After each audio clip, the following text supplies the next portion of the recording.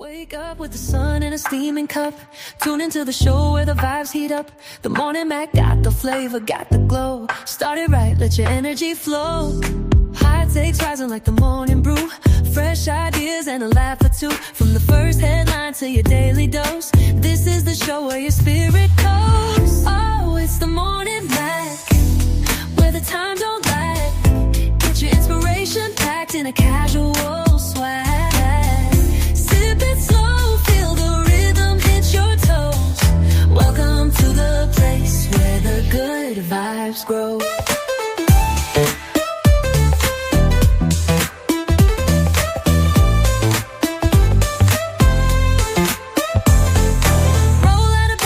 Dreams alive. The Mac got the groove, keeping you in stride. No snooze, just choose to wake up bold. This is your hour, let your story unfold. New ideas with the sunrise spark. Fuel for your fire when the world feels dark. Spinning the tracks of your mental glow. Every listen's a hit on the Morning Mac Show. Oh, it's the Morning Mac, where the time don't lag. Get your inspiration packed in a casual swag.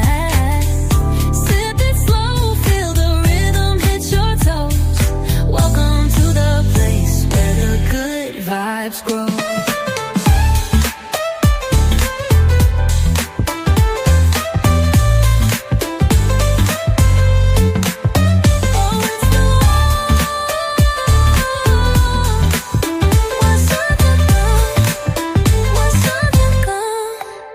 New ideas with a sunrise spark. Fuel for your fire when the world feels dark. We're spinning the tracks of your mental glow. Every listen's a hit on the Morning Mac Show. Oh, it's the Morning Mac, where the time don't lag. Get your inspiration packed in a casual swag. Sip it slow, feel the rhythm hit your toes. Welcome to the place where the good vibes grow.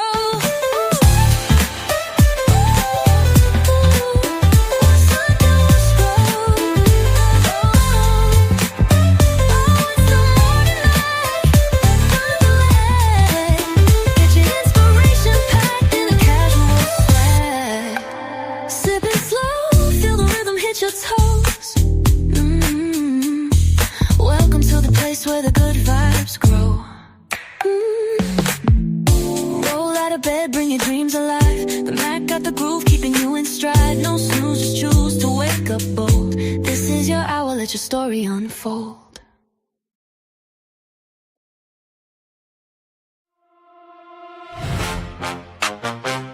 Morning on the mic. Wake up, tap in, baby. The Morning Mac Show. The Morning Mac Show. Yeah. Coffee on the dash, pages in your hand. Big news, small laughs, right at your command.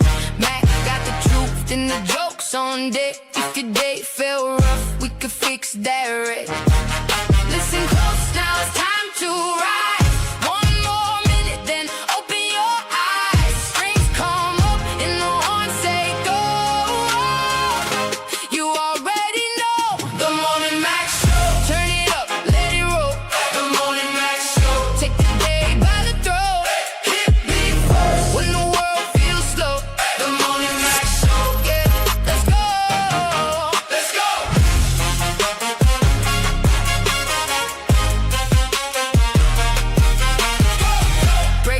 Scene with a grin I preach. Hot take in the mix, but it still can't reach. Caller on the line, laughs in every room. From your front porch chair to your work day Zoom. Hands up, now the countdown's done. One bright moment and here we come. Strings rise high, horns cut through. This one's for you. The Morning Mac Show. Turn it up, let it roll. The Morning Mac Show. Take the day by the throat. Grand rising to all my peeps out there. It's another beautiful day in the neighborhood. It's a beautiful day today. Welcome to Wellness Wednesday on the Morning Mac Show. I'm your girl. I'm your host. I'm Reese Cup out there, aka the best that ever did it. Whatever you want me to be, just call me. Just call my name. Well, this Wednesday. That's what I said. And I'm happy. I woke up in a good mood. I woke up early. I must have went to sleep early yesterday. And let me tell you why. Because I don't remember falling asleep. Usually I remember when you doze off or what was on TV or whatever. But my mouth was still so sore, especially when that Novocaine and stuff wear off. When you go to the dentist, I had some dental work done, and I felt like I was smuggling apples in my cheeks. It looked like it was like puffed out there. When that Novocaine wear off, if you drink something while your mouth's still numb, you drool, and it's like there's a hole in your lip. You just like, because you can't feel it, and I guess you can't cup your mouth or whatever the right way. But I had some Tylenol with codeine in it, 5 milligrams. When I got in, I took 2 of that. I took 2. I'm sorry.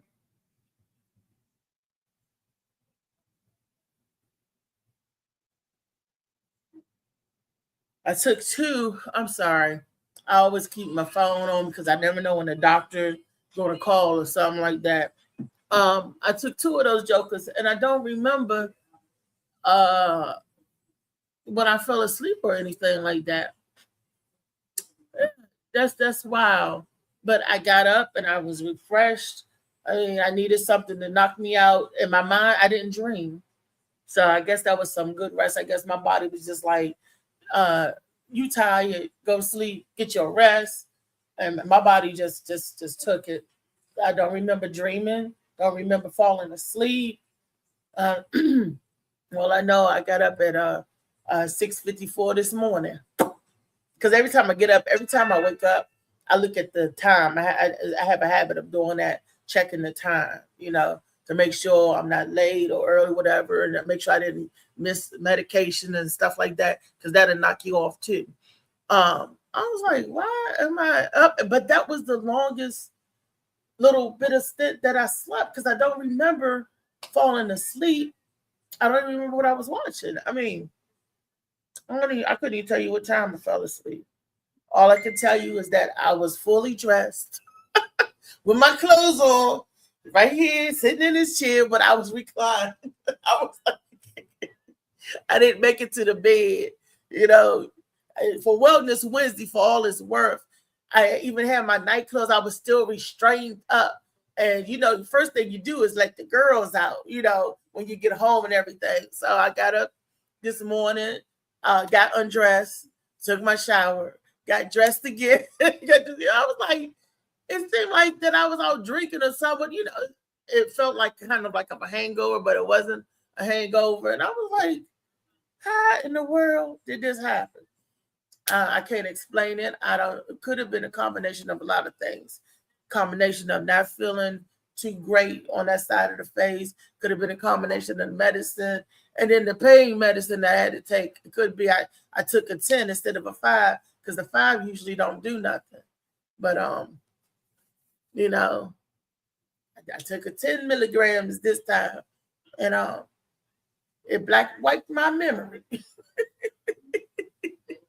It wiped my memory. So let me say good morning to my panel. Let's bring the rest of everybody in. Weezy's already here with me, rocking and rolling. Let's say good morning to my man, Molly Mall.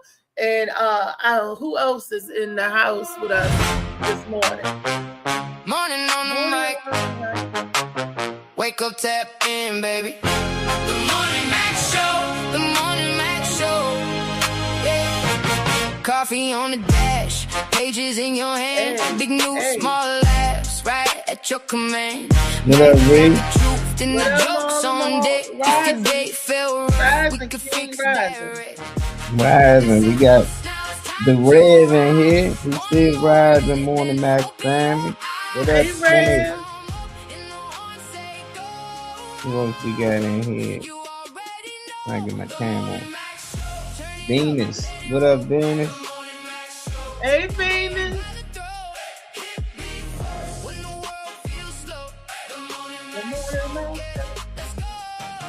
I was just sending this to link up to our peoples, and get them up on to get them up on IG. I don't know how. I'm just sending a link out. You said send the link, so I've been sending the link for them to watch the show and stuff. But yep, Molly, I had a good night's sleep because I don't even remember sleep. I don't remember it, but all I know, I woke up. I wasn't sore or anything, and I don't know. I don't know. So is that a good thing, you think, Molly? What? Nothing wrong with you? Not memory. I mean, is that would you call that good sleep? If you don't dream or you don't remember your dream, and I don't remember what time I fell off, went to sleep. I don't remember anything, and that's, y'all know, that's normally not like me. But hey, it could have been the pain medicine I took. It could be the good dope. Good dope. What up, Tazzy? Got Taz in here. Because I know, hey Taz, I know my aunt said that, she smoked before bedtime, and she said that she don't dream. So I don't know if that relaxes your body enough, or you're relaxed enough. And when you're at that good REM sleep, I don't know if that's good sleep or not. When they say you don't dream. Anybody out there know about dreaming and sleeping and all that stuff? I ain't have to worry about nobody chasing me. I ain't have to worry about me chasing nobody. I didn't, and sometimes when I wake up, a lot of mornings I could feel my heart beating fast. Boom, boom, boom, boom, boom. When I got up, my heart wasn't even beating fast. So I don't know, like I said, but I was fully dressed. And the shoes and everything. Looking like I just got off of work. So that's how bad it was. Where I don't remember where I think where Weezy left me, there I stayed.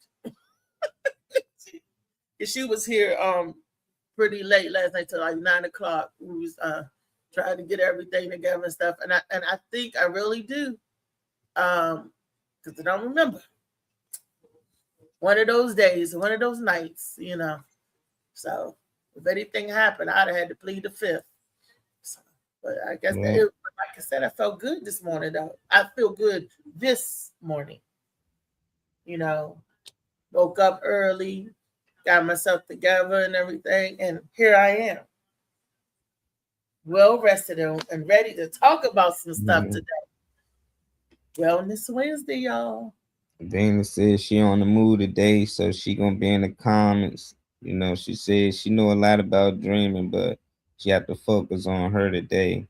Okay, what you doing today, Venus? Look at me being nosy. Wellness Wednesday, what you doing? Tiger for the body aches. I don't know, but I know nicotine and THC, it suppresses your dreams. So a lot of people smoke cigarettes and marijuana, they barely dream at all.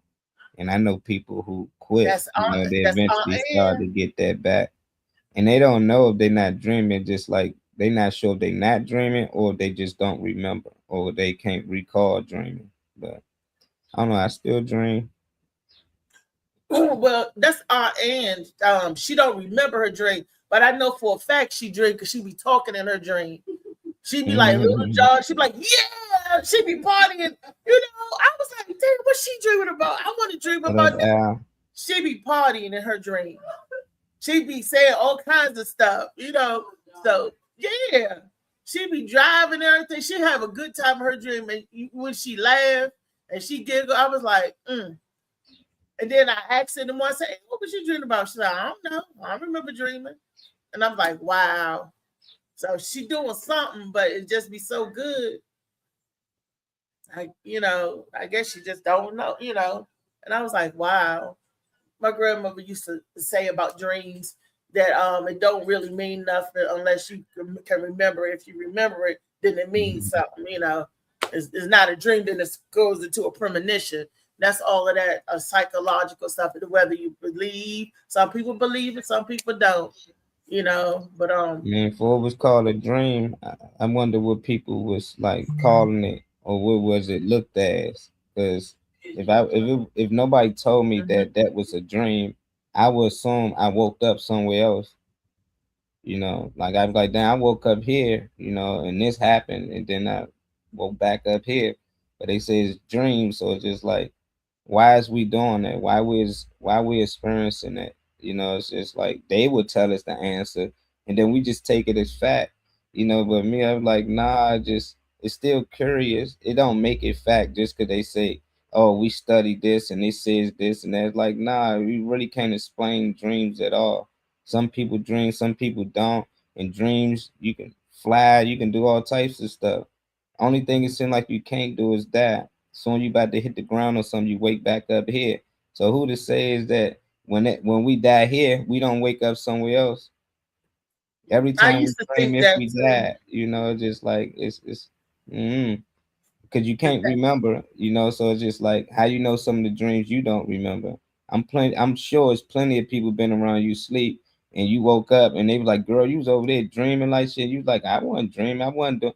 Yes, you was. You was doing this and doing that. You don't recall it, you know. So Right. it's just like it happens. It's, I don't know who really got the answer for it though. Well, my granny was good. Sally was good. Well, they believed in all that stuff. Yeah, And so did my grandfather, because he used to, if I dream about a number, I would tell him, Granddaddy, I dreamt about this number. I said, but don't play it yet. And he was like, okay. He said, let me know when to play it. So when I tell him to play it, he will play it every day that week until that number come out. And eventually it'll come out. So I don't know if that's coincidence or if that's whatever. But when my grandmother said, don't dream, you love your granddaddy and playing numbers is wrong. Don't dream and give him no more numbers. I couldn't dream him another number after that. yeah. Like I don't know. I could you dream a number, you know? It's just like you having a dream and you in there just like I need to dream a number and they send you numbers. I Like I don't never know. I dream don't a know number, how it you works. know, like I never dream a number, you know, like I gave suggestions, you know, like my mom and like what number should I pick? And I remember one or two times that I got it right, but I never dreamed and definitely as a young kid, I never dreamed and was thinking about numbers, you know, like oh yeah, I seen the number 85 in my dream. Like most times I was like shit, I was hanging out with Batman and everybody.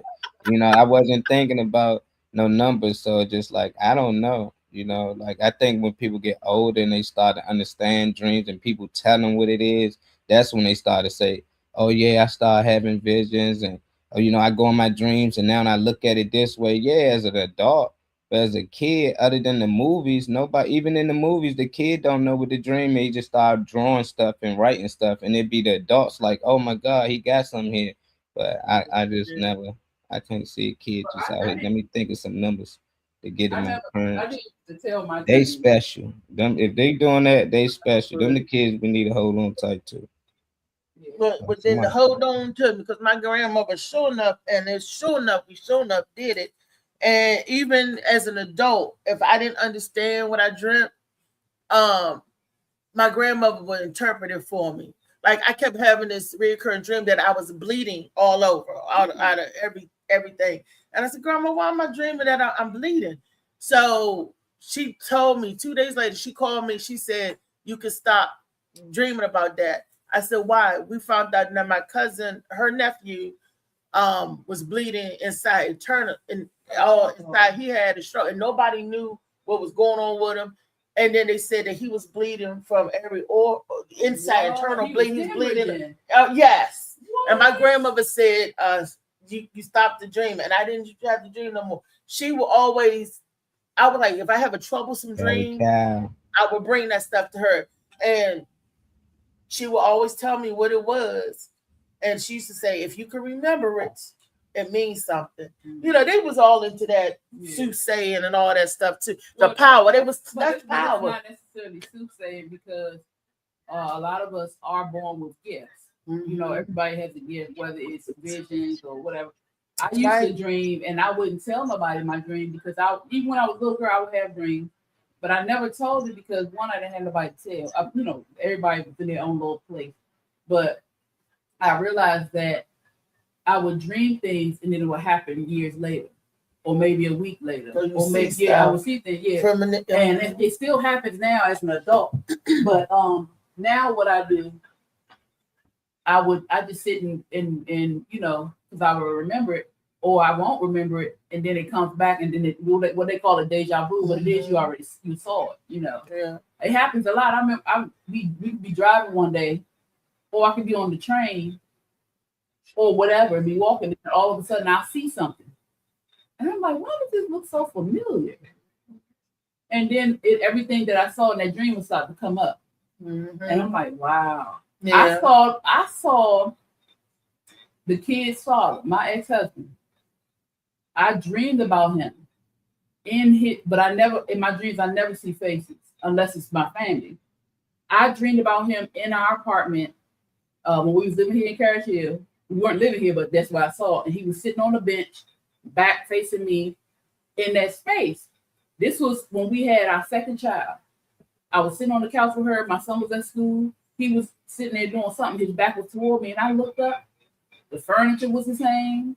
The lighting was the same. The living room was the same. And it hadn't happened yet, but you just it happened there. And, you know, I dreamed it when I was like younger, and when I sat there in that moment holding the baby, I looked down and I just looked, and I was like, it was him. I mean, it was so crazy, but I never, you know. I told him, I said, you know, I dreamed about this. He's like, well, I said, I dreamed about you years before I met you. And yeah, it stuff like that happens all the time. Well, I believe that's the power of the mind. But if they say that we are like the Most High and that God is in us, and we can do things just like God, why can't we, you know, oppress those powers? I believe we do have supernatural abilities to do things, and we can. And I also believe, I heard y'all say before that we disconnect from the earth or the magnetic pull or whatever, and by them putting barriers in place and different stuff in place, we lose the ability to do certain things or feel a certain way. Because Misha's another one. You can ask her. When I dream about something, I said, Misha, I dreamed about this.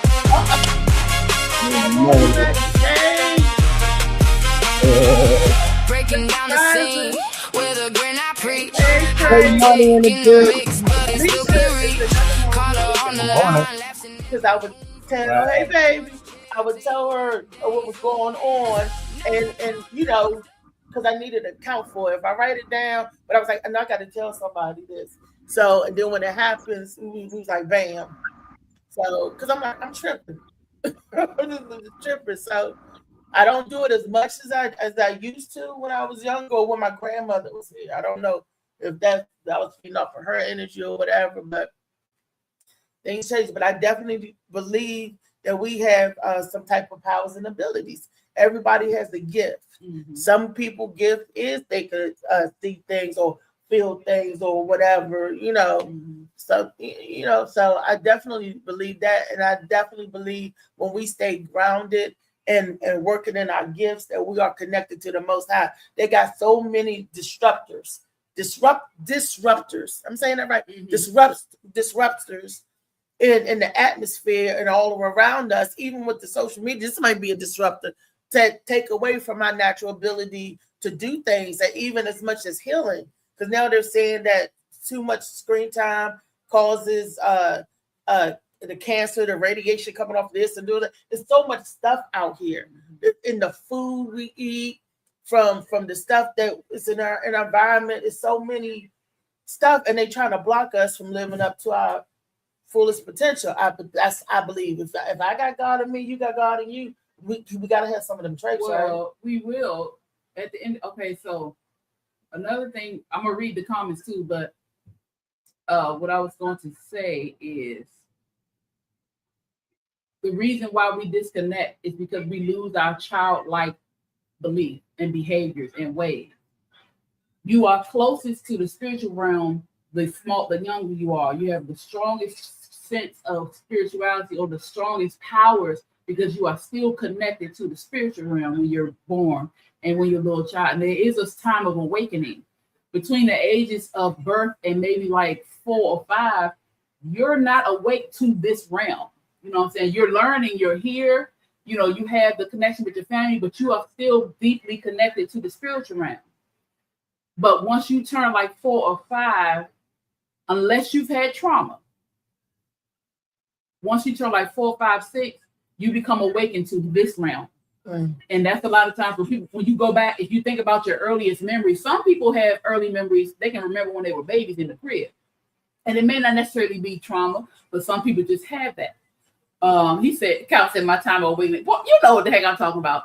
But when you awaken consciously, when you become conscious of this realm, it's usually between the ages of 4 and 6 or 4 and 5, you know. And if you sit back and think of your earliest memory, then that's when you became conscious in this realm. And the younger that you are, the closer you are spiritually. And as we get older, we get, our friends, our family pour into us. We are learning from what they tell us, and we don't have an understanding or development of our own consciousness and our own spirit because we are learning from those around us. We don't always get positivity, or we don't always get good things. And, we don't always see positive, we see negative sometimes. But it's once you get older and you get to a point where you stop listening to everything out here, you get to the point where you stop believing everything you see, and you start dropping all that stuff off of you, your spirit awakens more, and then you reconnect.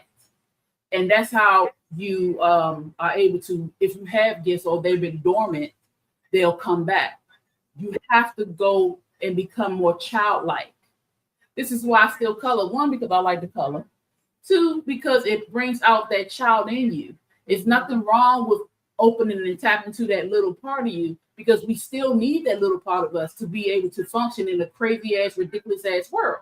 Trey, I'm sorry, you in here? Hey, Dad, what you got to say?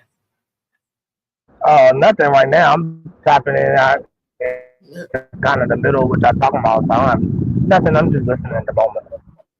Okay. You see when somebody else, I'm trying to slide in.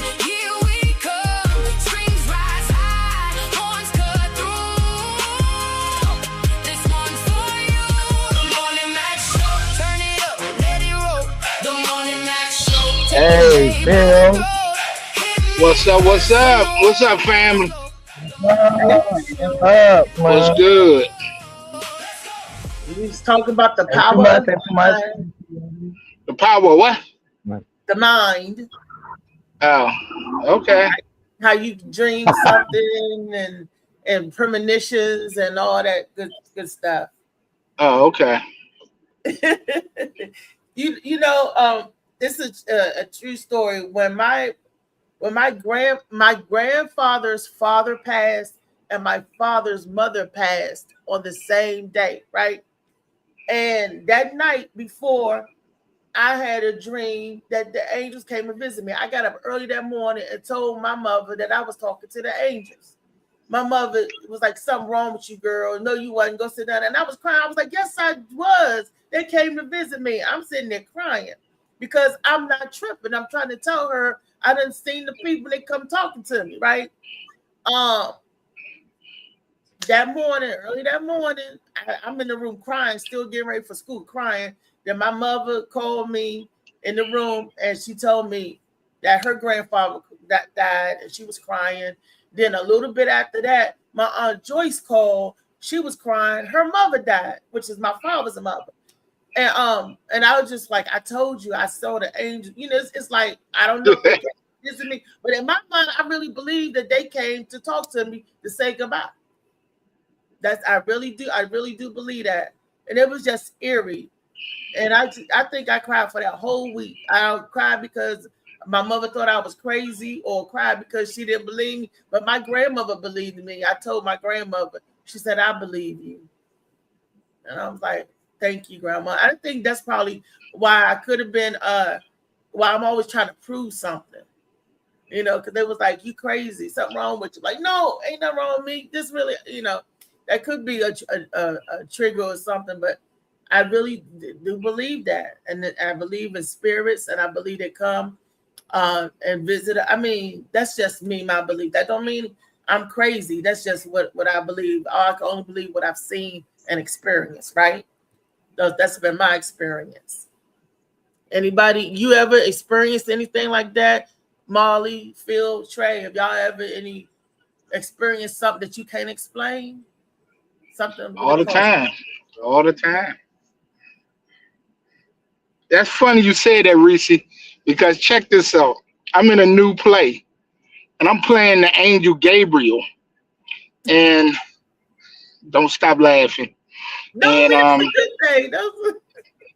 and I'm the voice in the nun's brain. She hears me talking to her. So that's funny. You know, when you said that I be hearing stuff in my brain, I'm playing a angel talking to a nun's brain. I'm talking to a bipolar nun. Oh wow. Anyway. Bipolar. A lot, some people we don't know. They'll always say, "Oh, that person is touched," or that person is touched by an angel. Hey, but have you guys ever like been doing something and then you start doing and you say, "I dreamed I was going to be here," or "This looks really familiar to me." Yep. You ever did that? She was just explaining that. Phoenix was just explaining that deja vu. And working through it. She said that it came back to her. She said she's seen it years before it happened, but it was everything that Phil just asked about the deja vu. He just asked. He said, "Have you ever dreamed something?" And it happens to me all the time. Yeah. Me too. And I be wondering, I need to keep up with what's going on so I can know what to do when it happens. Yeah. Cause every time I was just here. So what happens next? It never really goes the way you in your dream, but it's like because it unfolds in a way where you can't predict that it's about. It's just it unfolds in front of you. You're like, what the? Mm-hmm. Yep. Not unless you start. If you can remember it, start recording what you remember when you wake up. Yeah. Write it down. Yeah. Nah, I ain't got that kind of discipline. But you gotta like Reese said, you can download a recorder app on your phone. Yeah, you could, but that don't be that important as long as nothing don't really happen bad. So I'd be like, damn, what's gonna happen next? Or who's getting ready to come? No, nobody read them yet. But yeah, that happens all the time. Use the most control. It does, and people don't realize that it's happening. Some people aren't conscious of it or aware of it or just don't know. Mm-hmm. Molly and Trey, y'all quiet. Have y'all ever experienced that?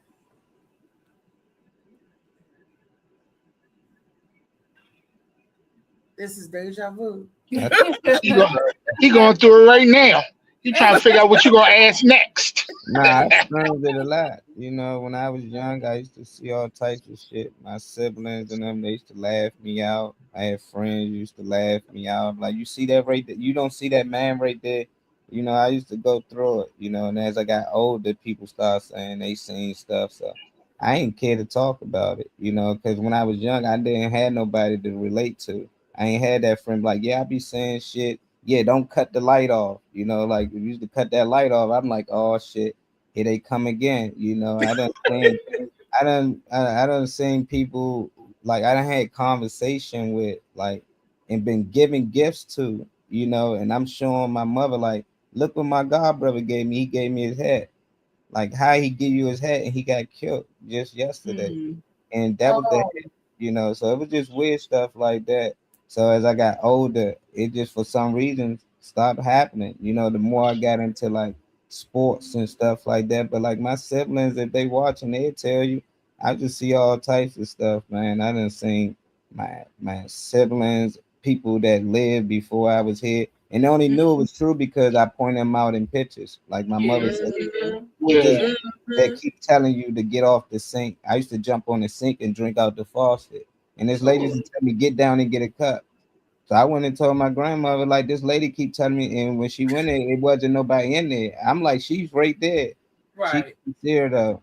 Then one day they had like a little picture gallery, and I was like, "That's the damn lady right there that keep telling me to get off the Get counter." down to get a cut.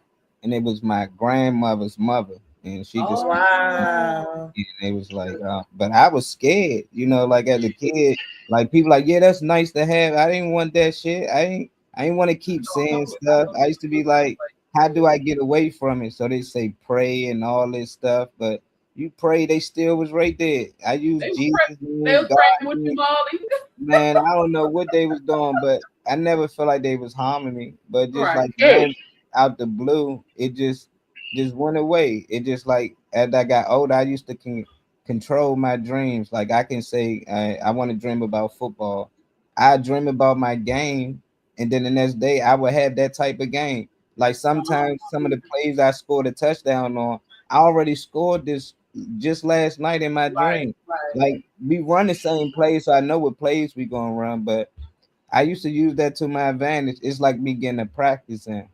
Yeah. I already watched game film, so I'm gonna basically dream this through. But I can wake up and go back where I left off in my Say dream. kids do it all the time. I don't know. I Yeah, still they got say kids do it all the time though. yeah. You go I right back. never could use my dream to help me. I mean, my dream was never like, it was, my dreams of me, like, not, I can't, it never benefited me, put it like that. It will help other people, benefit of, or send a message. Even when me seeing people and talking to people, it wasn't like, my dream wasn't for me. And my grandmother, if it happened to me, my grandmother said, it's never the person that you dream about. it's never So if I them. dream about you, it's not you, me, it's somebody. it's somebody else. Yeah, I don't be knowing. I just looked at it like it wasn't no experts. It's like everybody talked to had a different experience. And they just telling me based off their experience or what they heard somebody else say. It's just like actually going through it. It's nothing to be. It's nothing funny about it. It ain't fun. It ain't nothing cool. Now it's all right to talk about, but I still wouldn't want to go through that. Like you literally saying something, then you can't do nothing about it. And there's other people around you that can't see it. Then there's plenty of times, I know all of y'all dealt with it when you couldn't move. You can't move, you can't scream, you can't do nothing. And people's right there in the room with you, and this thing coming at you. Most people don't see what's causing it. I used to see the shit that's doing it to me.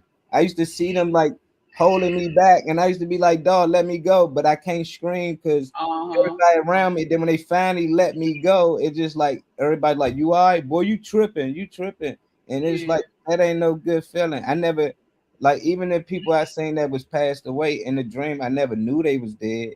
Like even when I see my mom, I don't know she dead at that time. I had a good time with her and all that. Then when I wake up, I love those dreams. I could have asked her something, but it's like that all the time. It's been like that since I was young. Like in the dream, I don't notice that they gone. But I know a lot of people that have dream. They be like, I was dreaming about the dead, and they gave me this message and that. I was like, nah. I go back and think about what we talk about, and I take that as the message. But at that time when I was dreaming, I really felt like they was alive, like they be here. So it's just like when I be hearing little stuff, it's just like, dang, my experience just a lot different. Like I ain't getting no message like this person might go and die, or I got a sign. No, I'm saying people do get that though. I'm saying I never got that. I never got a signal or something, see something bleed, and then later I hear, oh, somebody died from this and that. That ain't the experience that I was getting like that. I just feel like stuff like that just happened. Like if you dream that the Knicks gonna win the fucking NBA championship, eventually your dream just came true. That don't. I just think bad things happen all the time. So if I dream that somebody got shot in my dream, then I wake up the next day, this little girl got shot down the street. That was, and you got people that take that was in my dream. I knew it. Like no, people get shot every day. So people get shot every day. Yeah. No, it's just like for me, I don't like it. I wouldn't want no kid to experience it until they can really explain what is that, like what's going on. It just let me know that it is more than us out here. That's right. That's true. And you know what, Molly, one of my friends, well, he's more than a friend, but he had that same experience too. He would dream stuff like that. He would dream of those that had passed away. Or he would dream, like he would see spirits, or he would see not always our family, always his family members, but other spirits too. when he was a little boy, and they used to tell him something was wrong with him. They would try to, pray it out of him. They would make him feel crazy too. He was little, but like I said, the younger you are, the closer you are to the spiritual realm. You're still open and exactly acceptable, And so because you were so young, and men, believe it or not, have a stronger connection to the spiritual realm. The problem is when you come out of that space where you are able to operate in your femininity, you lose your power, you lose that place in the spiritual realm. So the spiritual realm is quote unquote feminine, not effeminate, but it's so you have to be submissive, you have to be open, you have to be free. Your mind cannot, you can't be in a state of, closed off of this. So that's why it's called feminine, but men have more spiritual connection, quote unquote. I'm gonna say what I say, quote unquote, because they stand because they, God created them first. But men have a stronger spiritual connection, but women can connect faster because we are automatically, we're supposed to be automatically in our feminine, energy.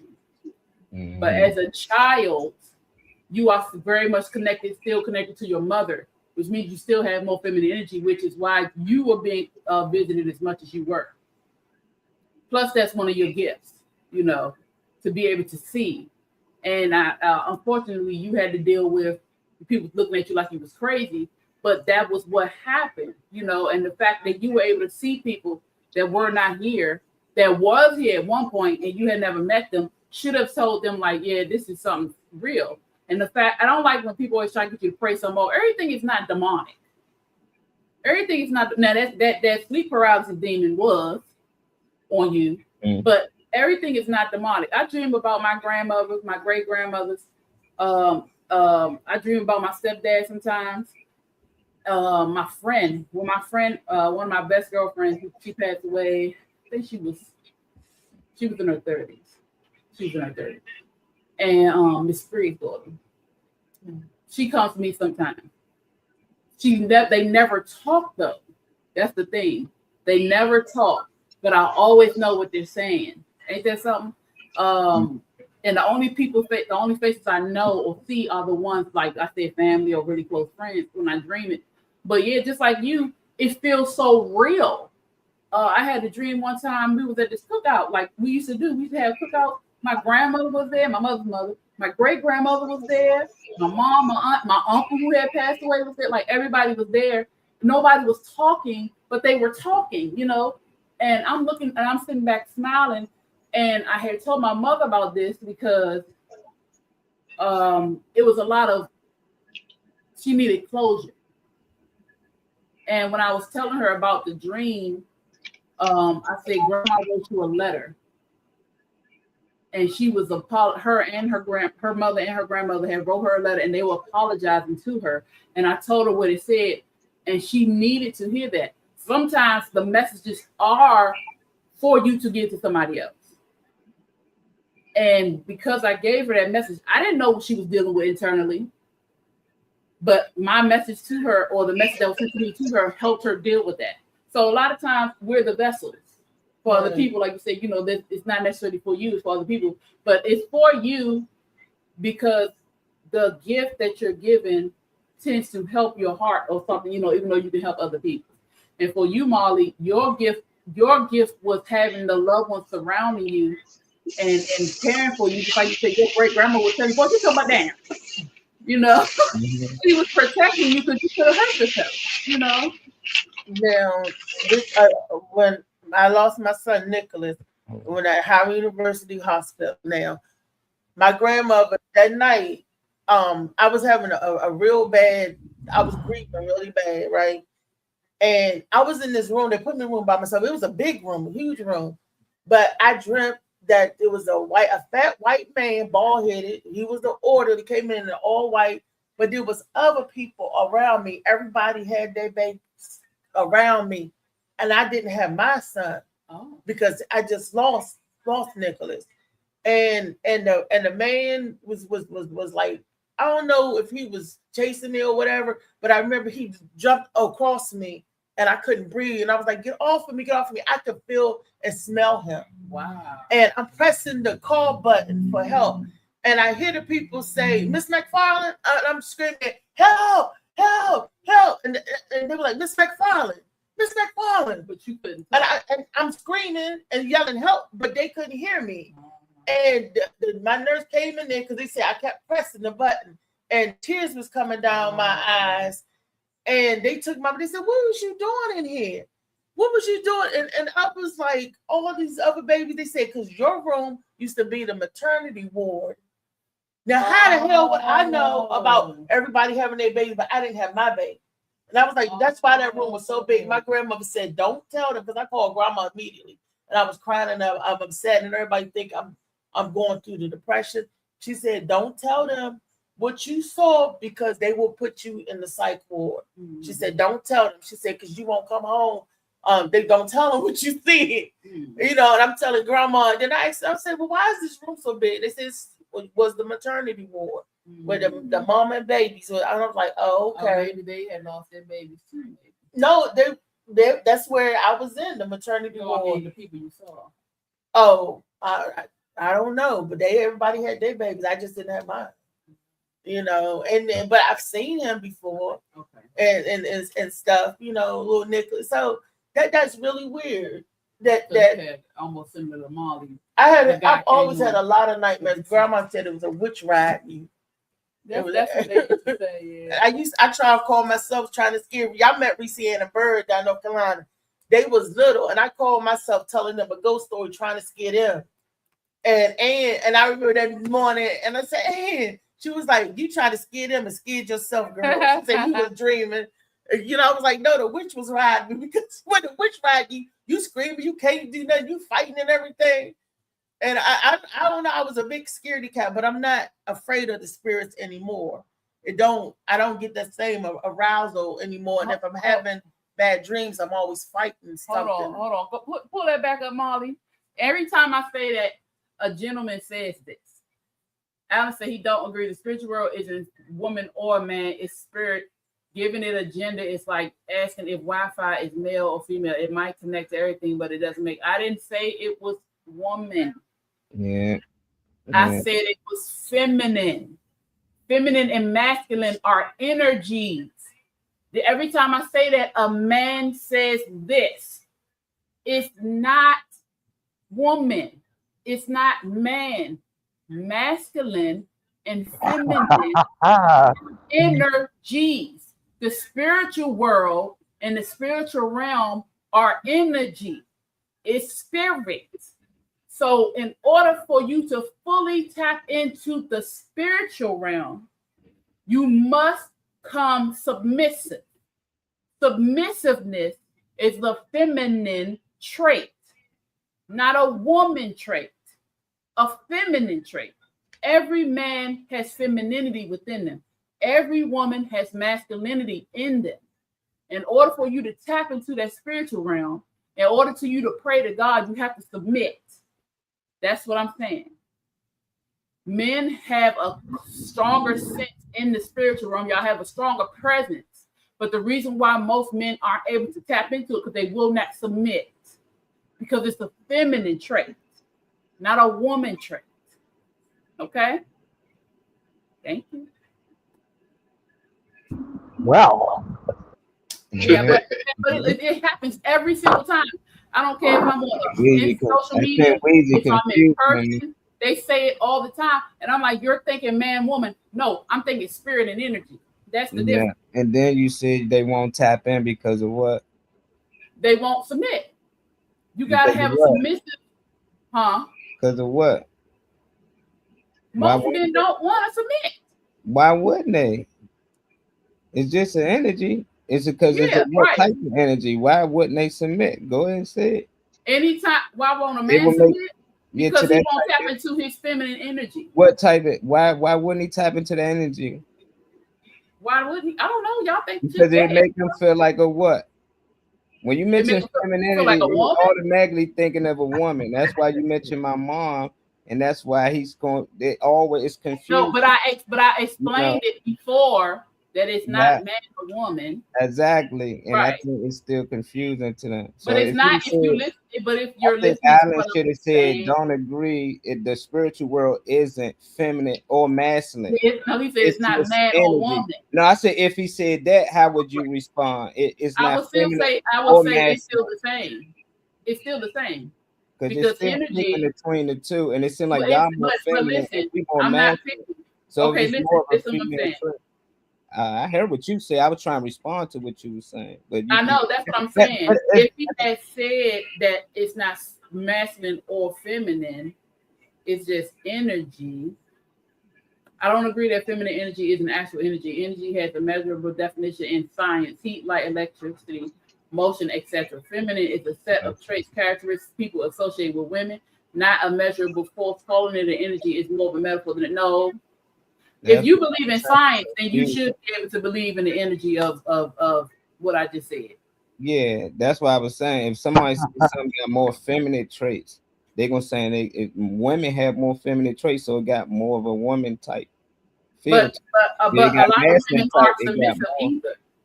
Nah, no, but when you think of that, like you say, girl, you been too masculine. They're not saying, "Oh, I ain't calling you a man." Yeah, you can call you a man, but you saying what? She got man type traits. What are you saying? So you tell the dude you've been too feminine. Oh, I ain't calling you a girl or a lady, but what you saying to him? No, I'm saying you're tapping into that. Yeah, you're tapping more into that feminine energy. Yeah, I think that's why they use women and man as feminine and masculine. Yeah, but she using it as an energy for that. I'm using it because it's the truth. If you think of submissiveness, who do you automatically think? Women, right? You don't think submissiveness and think man. Hey, family, I'm uptown. I hit y'all later on. I got to bounce. Okay, have a great day. Bill, don't forget to come back and tell us more about the play. Okay. All right, I'll let y'all later. Yeah. But I always, when I say that, I try to make sure I stay in the wording, because it does, like what happened with Alan, people take it in a different way. When you pray to God, or when you pray to whoever your entity is, do you not have to humble yourself? You humble yourself, you're submitting to that power or that energy that you tap into. Submission is a feminine trait. Just because feminine usually is acquainted with a woman does not mean it's just for women. So I like how you say with the Wi-Fi, you say it's like giving gender to asking Wi-Fi as male or female. It might, but feminine, it doesn't make it a female. I know, but masculinity and femininity is not man and woman. Everybody, you got femininity in you. You're a man. I have masculinity in me. I'm a woman. It's not man and woman. It's the spirit. It's the energy. Yeah. I think Alan just don't like that feminine part into it. It's just the spiritual. Alan, we are not men or women. Me and you are aliens. Feminine and I'm not from here. Alan, I believe, like Ali said the other day, he said he's alien. I believe so. So we aliens, Alan. He said if feminine energy was real energy. Okay, so the same way with masculine energy. Why is it just feminine? It's both. We are both masculine and feminine energy. So if that's the case, then masculine energy can charge something too. It's anything, and we are energy. Do you not understand? When you walk past a person, can shock them. We're energy. We're walking energy. When you stand outside on the ground, your body charges back up unless it got the pesticides and shit. What are you trying to shock me? That's what you do. Rub my feet on the carpet. But we're spirit first, you guys. We're spirit first. Those are traits. Okay, well, that's fine. Hey, Phoenix, what kind of energy I got? Hey, Ron. Right now, you got a little paw down. You so stupid. Damn much. I get it, though. Y'all both making a good point. No, I hear what y'all saying, though. Yeah, so silly. He said, what specific qualities of a woman do you believe the spiritual world reflects? If my Wi-Fi works better than yours, Your Wi-Fi format. Your Hey, I Wi-Fi. mean, y'all all supposed to work harder than we do, so that will make sense. Oh, yeah. So damn silly. Can you elaborate on that, Alan? You said what specific qualities of a woman do you believe the spiritual world reflects? Okay, never mind. You ain't gotta elaborate. It's not the woman, sweetie. It's basically what I said. It's the submission that makes it. You know what I'm saying? That's all it is. It's not me as a woman. And man, if it went off a man and a woman, it won't be no damn spiritual world. We ain't shit half the time. We confused. We go back and forth. We fight over stupid shit. We argue. We love. We hate. If the spiritual world was based off our humanness, it wouldn't exist because we ain't right. Thank you, Ron, for the notification. I seen that. Yeah. He got some type of. I know he got some type of relating video. If he said check your DM. What did Alan say though? Let me look at that. I got a lot of DM. Oh, Venus said the spirit world has a nurturing quality, hopeful, positive results, and then it's seeing person into the greatest person. I think these old comments. Oh, okay. Yeah. Taz, what you sent it in the you probably sent it on Instagram. Oh, hey Taz. Ron, Allen, Venus, Kyle. Who else is in here? Yeah, he deep in here today. Y'all hit that like, that share button, subscribe. You I watch. see some notifications Oh, Kenny rolling was in here too. Hey, Kenny. And what the pastor say? Kenny, what you think? Can I?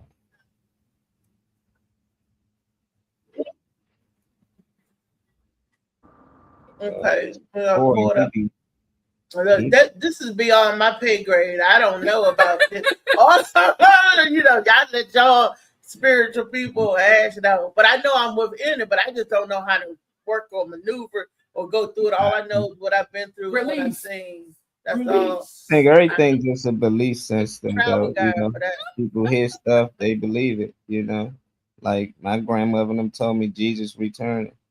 So I hear a lot of people say, well, my grandmother told me this grandma and them was wrong about a lot of stuff. And they only knew what was passed down to them. Yeah. There ain't nothing wrong with it. Yeah, I see that notification About everything, but I'm not gonna sit here and act like everything that I was told growing up was just the right truth, and they was shocked. Yeah. Like, nah, they was programmed to believe what they believe, and they was trying to pass it on to me. Now I'm breaking that cycle, so it just a lot of stuff dealing with the spiritual. I think we did have more knowledge on it before they got us into this Christianity and all these other religions. I don't want to, get into that, but I think we was more spiritual and we understood dreams and where we going and like how do they work and stuff. But they got us away from that.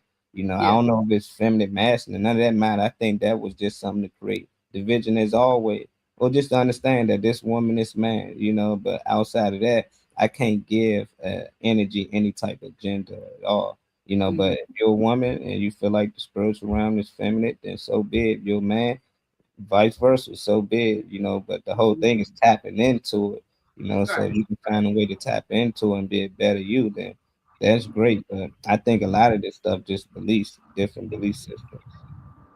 So I'm trying to come up with my own belief system. I just had it. And other people say, no, this would be this, and we come from this, and I was like, what I think we come from. Right. I don't know, but at least weren't manipulated like they are in present time. Let me bring that shit back a little bit. This is all over here and shit. Nah, but I feel like if things weren't manipulated like they are now, in terms even the trees, like when he asked a question, somebody said something about examples of feminine energy, stuff like that. I mean, all this pollen that be in the air, that's an example of something masculine because we see what that does to the trees. When you used to be able to pick fruit off those trees, that would be, something that's nourishing, something that feeds you, something that, heals you, does something for your body. I feel like we was able to pick fruits off of trees and stuff like that and just eat and be, nourished and replenished and hydrated and all that stuff. Trees that bear the fruit. Yeah. I mean, I know it's a female tree, but I'm I was comparing it to a woman because the women in my life, if you're around, they're gonna make sure you eat. They're gonna be giving you things that you need. They're gonna be nourishing to you. Like the trees would give back until we did all that we used to, that we did with this, the trees and stuff around us. You used to naturally see, trees that you can eat from and replenish yourself. there's a lot of little examples of things I feel like that would be feminine and masculine. Not to jump all into that feminine and masculine subject, but yeah. Yeah. I do see a video up though. It says, "What Are Dreams?" By Bobby Hemming. Okay, sorry, Taz video. Oh, Thanks, okay, Taz. Bobby. Yeah, Bobby. For nothing but a psychological part of you that is real. Let me explain. You have this astral body, and you can go into another dimension, especially when you're unconscious. That's called the unconsciousness. Now listen, there was a person. Let me explain. There was a person that they were going to Hawaii, and they were real interested in going to Hawaii until they were so excited about it until when they went to sleep, they actually astral projected and actually went to Hawaii while they were in their sleep, in their dreams. 2 months later, when they went to Hawaii, the lady said, damn, this deja vu. Ooh, I remember these places. I remember these places. But what happened was she had traveled there in her dreams. See, there's more to the body than what you know. That's why when they tell you, even Richard King tell you to watch your dreams. Because really, this is the illusion, this grand illusion, this whole thing we going through. Your subconscious is what's really going on. You see what I'm saying? The insanity that we're going on now is a grand illusion. Your subconscious, if you get into the real psyche, you understand the real purpose of the universe. So your dreams are very important. Mm-hmm. Mm-hmm. So my dreams are very important. So now I've been all over the world. Then turn this and turn. I don't know. I've never been here before, but I actually astral project. And something that my grandmother used to say, she said that when you do astral project and when your body, you try to go back in your body, and if it's not leveled up, that will cause paralysis. Mm-hmm. Have y'all heard that? That when if you're not coming in or you're lining up right, coming too fast. Yeah, a lot of stuff be based off. I heard, a guy went to Hawaii and he telling somebody your story, and that's cool. That's why I said to have that experience. I experienced that. I just be so excited for my game that some of the times when I score a touchdown, I did this already. Like I already know what hole about to open up. I know this dude about to fall for this move. It was weird because I done did this already. And it just seemed like I just astral project to that time and I had that game, and then I went back to actually play that game. And hearing that video, just like, damn, that dude explains a lot, but a lot of other time hear other people, it's always other people's stories. I be wanting to know what type of experience did y'all have? Because y'all did have these experiences. You just got to remember, we all have these experiences overnight. And I want to hear about y'all experiences. Like how Buddy told about the white experience. I want to hear about his experiences. Yeah, you could tell me about everybody else's, but that's just you collecting data, and now you believe what they saying. You don't know if it's true because you ain't actually had that experience. Right. So now he just passing on other people's stories, and I think that's how the Bible came along. I had a vision. I talked to God. He told me this. Oh yeah, he told the guy, and now anything this guy bring back from his dreams or whatnot, they can take it as true, and you pass the story on thousands of years, it's still true, and nobody can tell they experience that they had. Because I had plenty of experience, y'all had plenty of experience. Our story's not in books. They're not taking it as fact. I'll put it in the book. It's gonna be in the book. I want to hear about our, stories. I'm pretty sure y'all had some. Weezy told us about one of hers. I remember we had a similar one too, Marley. One time, then you say you was meditating. It was one time I think it was the last year, sometime 2 years ago. We were talking about meditation. Yeah, and we both astral projected. I was sitting in my room and just meditating, and I felt my spirit going up, just moving away from my body, and I was like, "What the hell?" And I got scared because I could actually feel myself lifting from my body, and I just immediately stopped meditating, and I just came back. I felt myself, I've actually met, like you can feel, depending on how deep into meditation that you are, you can actually feel other spirits, other people, if they're meditating as well. It just depends. Alan says, I get a lot of ideas to create stuff through my dreams, like dreaming about being in the studio and trying to duplicate the beat I heard in the studio. Yeah. Stuff like that. I've had physical dreams where I dreamt about something and I woke up and I'm scratched up. Or on the bottom of my leg, they grab my leg and I'm bruised on this. So it's the handprint. And I mean, stuff, I feel stuff Getting beat up. like that. But I'm a fighter. In my dreams, I'm always fighting for my family and my friends and loved ones. I'm battling. That's why I say I know my spirit is a warrior spirit. I'm a fighter because in my dreams I'm fighting. In real life I'm fighting. I'm always fighting. I'm a battlefield person. I'm not the one that run. I'm more of a fighter than I even know. But that's me. Always trying to stand up for what's wrong and that ain't right and always that's been me all my life. So even as a kid. And always trying to prove to my family that I'm not crazy. They tease me. My aunts and uncle would tell you they was like something wrong with Reese. That's what my granddad used to say. Something. They thought I was special. They thought I was special for a long time. They thought I was no. I mean it's the truth, but they thought something was wrong. They thought it was like that child ain't got the But I had more sense than what they thought. The family members. Yeah, they thought something was wrong with you. You even heard my aunt Ann say down there. Reese something's always been wrong. She told y'all Reese always falling. Reese always. I mean, and they would say Reese was always into something. Reese was always doing something. Something was wrong with Reese, So I mean, shoot, I'm gonna write a book called "What's Wrong with Reese." They were like, "How much do you identify? Did you get beat up here? Did you get wake up here? Did the wolf scratch your head?" And I don't have nails, but I woke up and it was deep scratch, like somebody went across my chest like that. And I had the bruise up it for a long time, the blood, and they was like, "Oh, you must have scratched yourself in your sleep." Well, what? When I scratched myself, what? Gerald talking about after your dreams, all my life I had. That was before the color purple. It was the color blue. Silly. Oh, he got another video. What up, JB? It's girl Riri. It's Now let me give it before we start this video. Let me give a little background because I didn't understand what was going on. So I had to do a little research before, and then I came across the video. Like, what is they talking about? I did not hear the story about the Asian store owner shooting a boy in the back. He was running. Did y'all hear about that story? He was running. Yeah, he killed them old water bottle. Yeah. I don't know what he killed him with or whatever, but he was running, chasing after this boy, and they're calling now for a boycott of Asian stores. Because I had to do something. I said, "Well, wow, I didn't hear about the story, and this is wow." So this is what Godfrey and this guy is talking about. The boycott of Asia's stores, and this was the Asian guy's response to Godfrey or to the idea of them boycotting of African Americans. How dare you boycott us?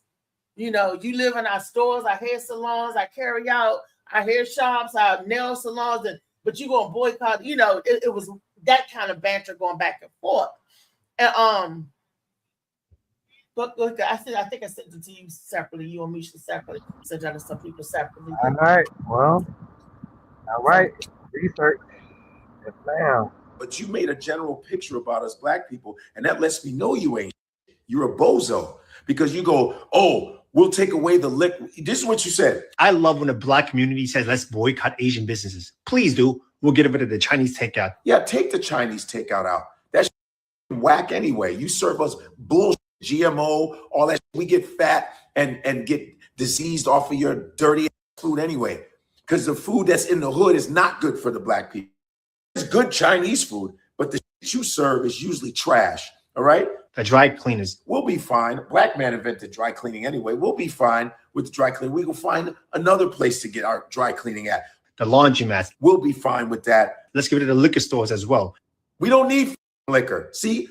All the things, a lot of stuff you were naming is that has been killing us anyway. So we need to change up our shit anyway. Liquor. I don't even drink anyway. And a lot of people should stop drinking liquor anyway. So shame on you for that. Get rid of the Jordans you guys wear, the Nikes you wear. Michael Jordan, he's not Asian. He's a black dude. Okay. And I think that he can go somewhere else to get his shoes made. All right. The shower caps. Please. Get out of here with that. The Hyundais, all your car electricians. That's Japanese. There's no Japanese in the black neighborhoods anyway. And you said car electronics, Listen, there's certain things, of course, a lot of stuff made in Asia. That's fine. But guess what else? Asians do. Copy black culture. That's what you do. So you should stay the fuck out of black culture too, sir. And then you say, A lot of us do go to college. You're being outworked by immigrants who barely speak English. And you're not embarrassed? black women have the highest degrees in America. Black people go to college too. And you had the nerve to say, go to the bank, start your own businesses, and deal with your own people. You know how many black people try to get loans, try to get money for businesses, and banks are so racist they don't give it to black people? You jack. And by the way, the reason why you guys have the right to come into black neighborhoods to open stores is because white folks didn't want you in their neighborhoods, so they sent you to the black community. And you said, we have our own Chinatown, we have our own Koreatown. You think we really need you guys to benefit off and make money? Chinatown was a ghetto where they put Chinese people in a certain area. Of course, you guys worked hard and built it up. That's facts. But it was a ghetto because they didn't like you. They had anti-Chinese laws against you. They did. White folks shit on Chinese people, Asian people in general. Japanese in internment camps, they shit on Koreans. So all of this shit you talking, you better know your history, buddy.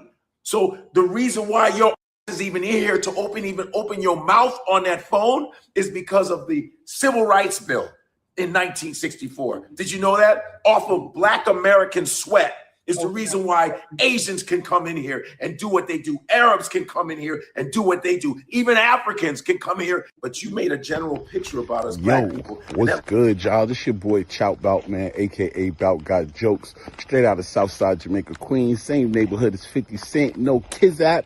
But look, check this out, y'all. I just came from getting my breakfast because I'm getting ready to tune into the Morning Mac show that is live every Monday through Friday. So y'all better tap in, because if you knew better, you do better, baby. Play with it, but don't play with it.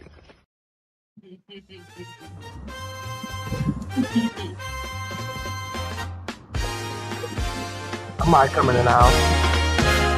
Baby Green. Oh. Might be Venus and up here notification. All right, Dr. David, all right. What's up? Oh, Lord. Ladies and gentlemen. Shit out your mouth. I'm glad you on here, but you would be. The funniest man.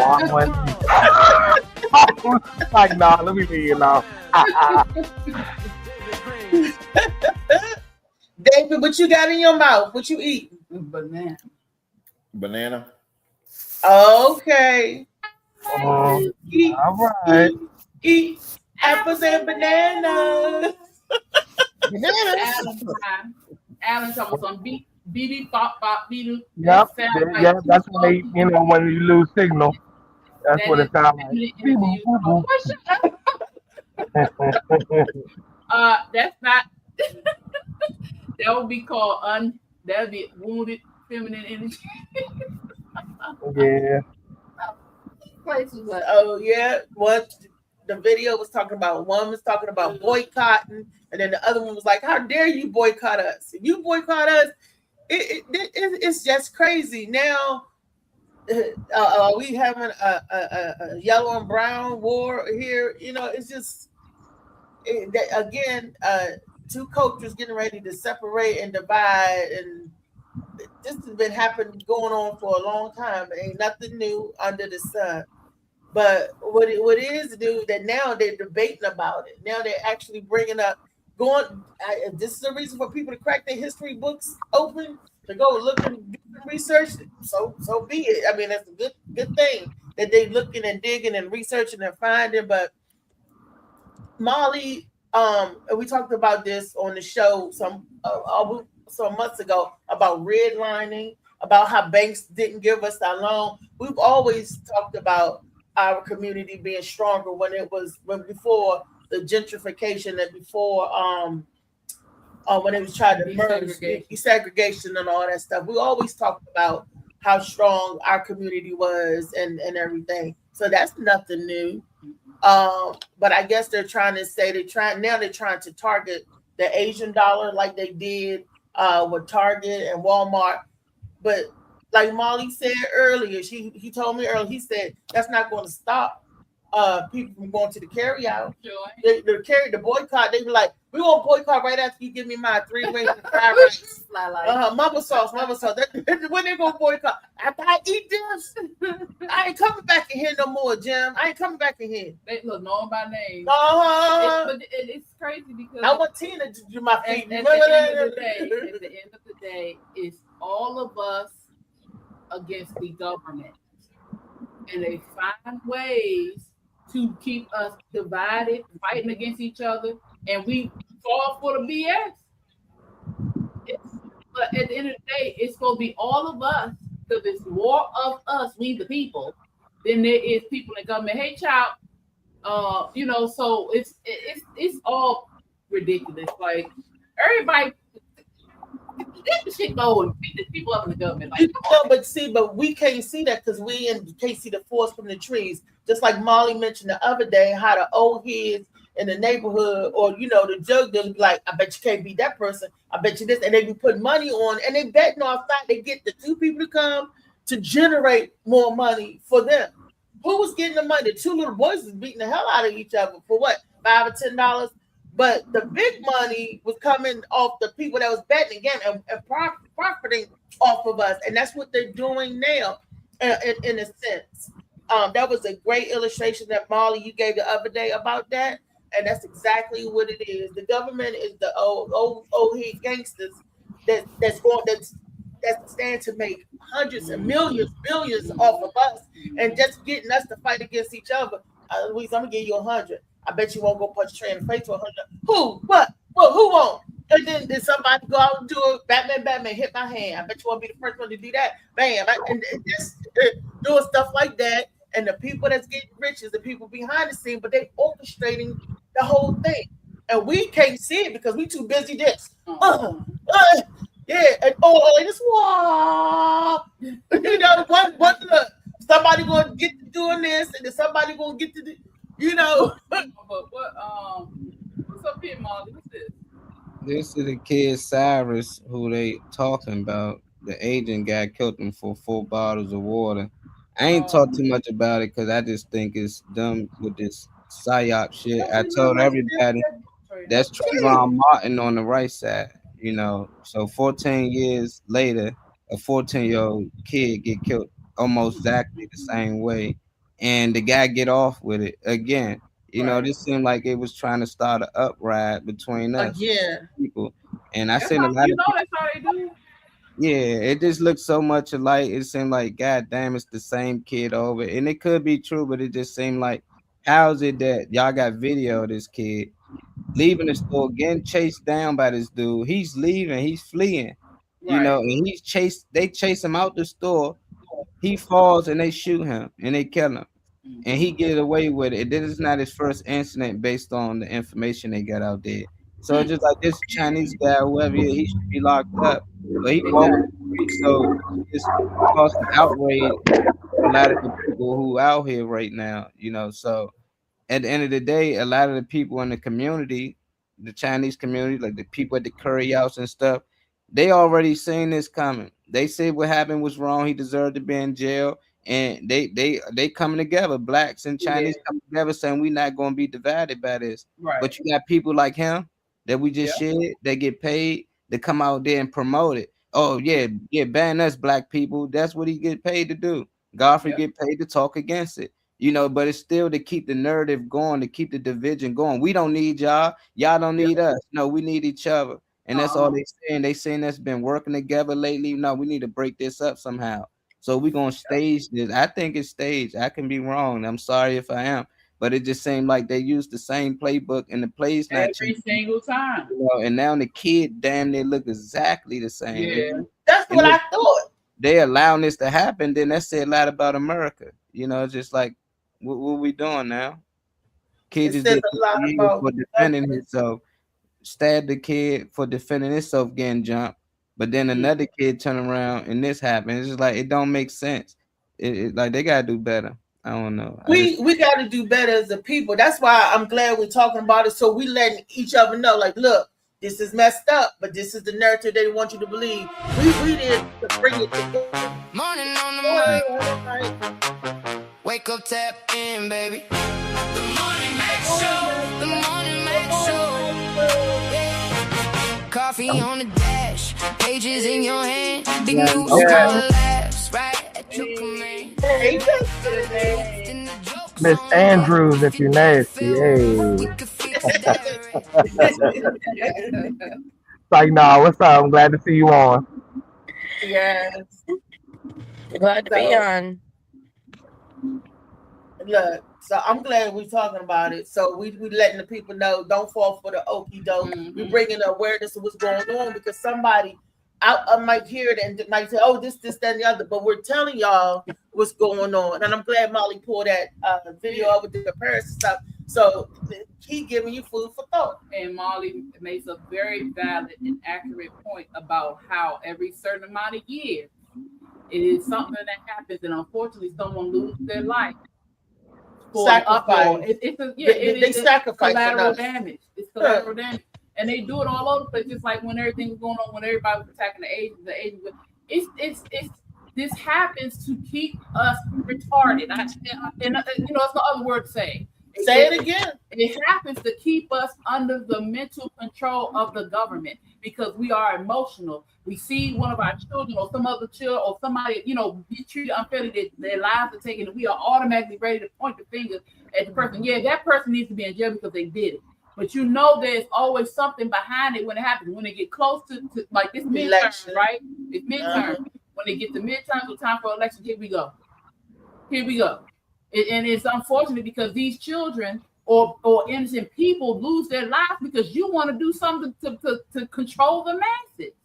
And I'm about to say Victoria. Well, it is. Venus said xenophobes want us to divide and stay divided because they know what will happen if we came together. She said, y'all making it hard to keep out Destiny, David.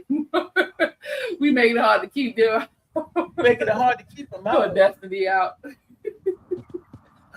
I don't know. But it's the truth, and it's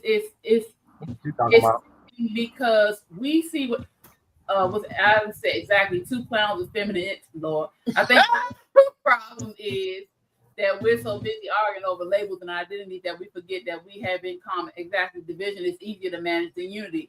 And if we let go of them egos, unity would be more easy to manage. But we keep allowing people to come in and cause problems because we're so egotistical. We think we better than this person, better than that person. I got this, you ain't got this. We all got it.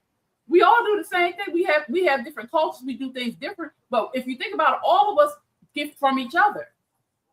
We all, a lot of people have taken and moved, ran off with a lot of things of foundational Black Americans. But at the end of the day, it's okay. We should be flattered, right? We shouldn't be upset because they come in here. Okay, cool. But again, all of that is used to divide us as a people. We truly run this country if we understood the power that we have to run this country. It's just a few people in government compared to the man. Now, I have a question. Okay, we all don't like the verdict. The man walking around here. Can the people boycott the government or the courts to say, I want a retrial, or that person should be behind bars? I mean, why do we just technically say, okay, well, what the verdict is, or let it go? Because I'm not involved. What do you say, Trey? Technically, so a case can be presented to the Supreme Court, and if the individual is on death row, then it does get pushed further.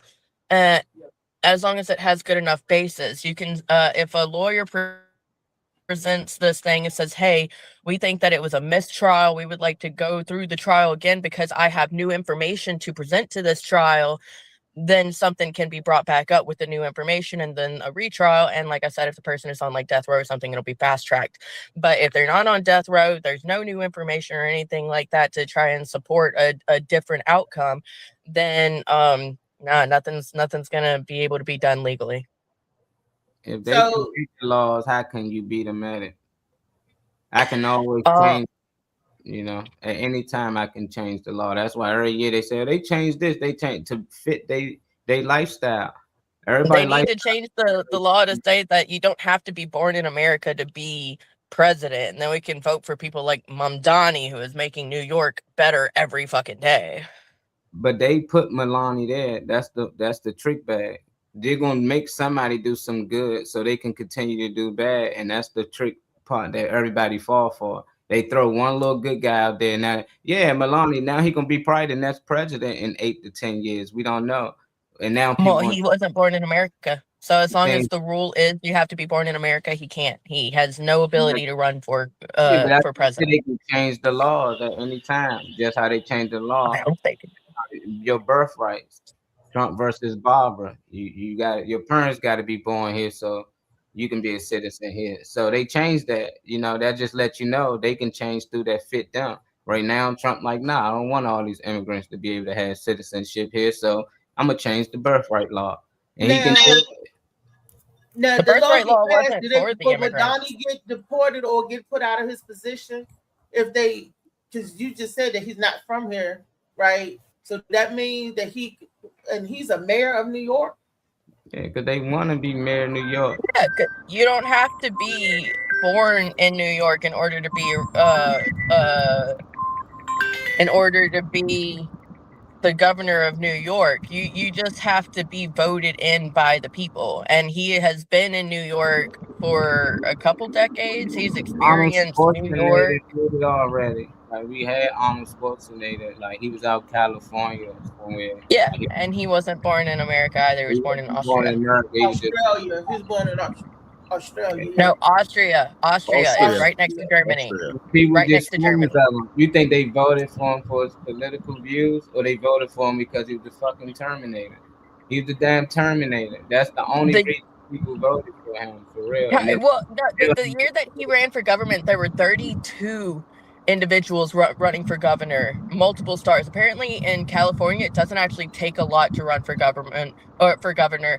But Schwarzenegger did a great job. He definitely did have some pull because he was married to Kennedy. I think it was John F. Kennedy's niece that he was married to. And he dropped out of politics because it came out that he had an affair. But I thought it was Maria Shriver or something. No, he was married to a Kennedy, and but she did not want him to go into politics. She told him repeatedly, "Do not do it." And then he made an announcement that he was going to do it, and then she slid a letter under the bathroom door that said that she was going to support him, but it was going to be a really dirty road that he was going down. And he was like, "I'm doing it," and he did it. And he did the fuck out of it. He was the first guy that ran Republican, but still put as many Democrats in the room as he could. He wanted both sides of the room so that he could hear both sides' ideas and come to the deliberation of what would be the most beneficial for the area, rather than how our politics are ran right now, where they listen to one side and ignore the other. I heard it. Oh, you saying Maria was Kennedy? What he say? Guess you inherited his money, Maria. Oh, Maria Shriver. Yeah, Maria Shriver. Yeah, I thought that His was his wife. wife. She was a Kennedy. I promise you, she was in the Kennedy family. I promise you, she was in the Kennedy family.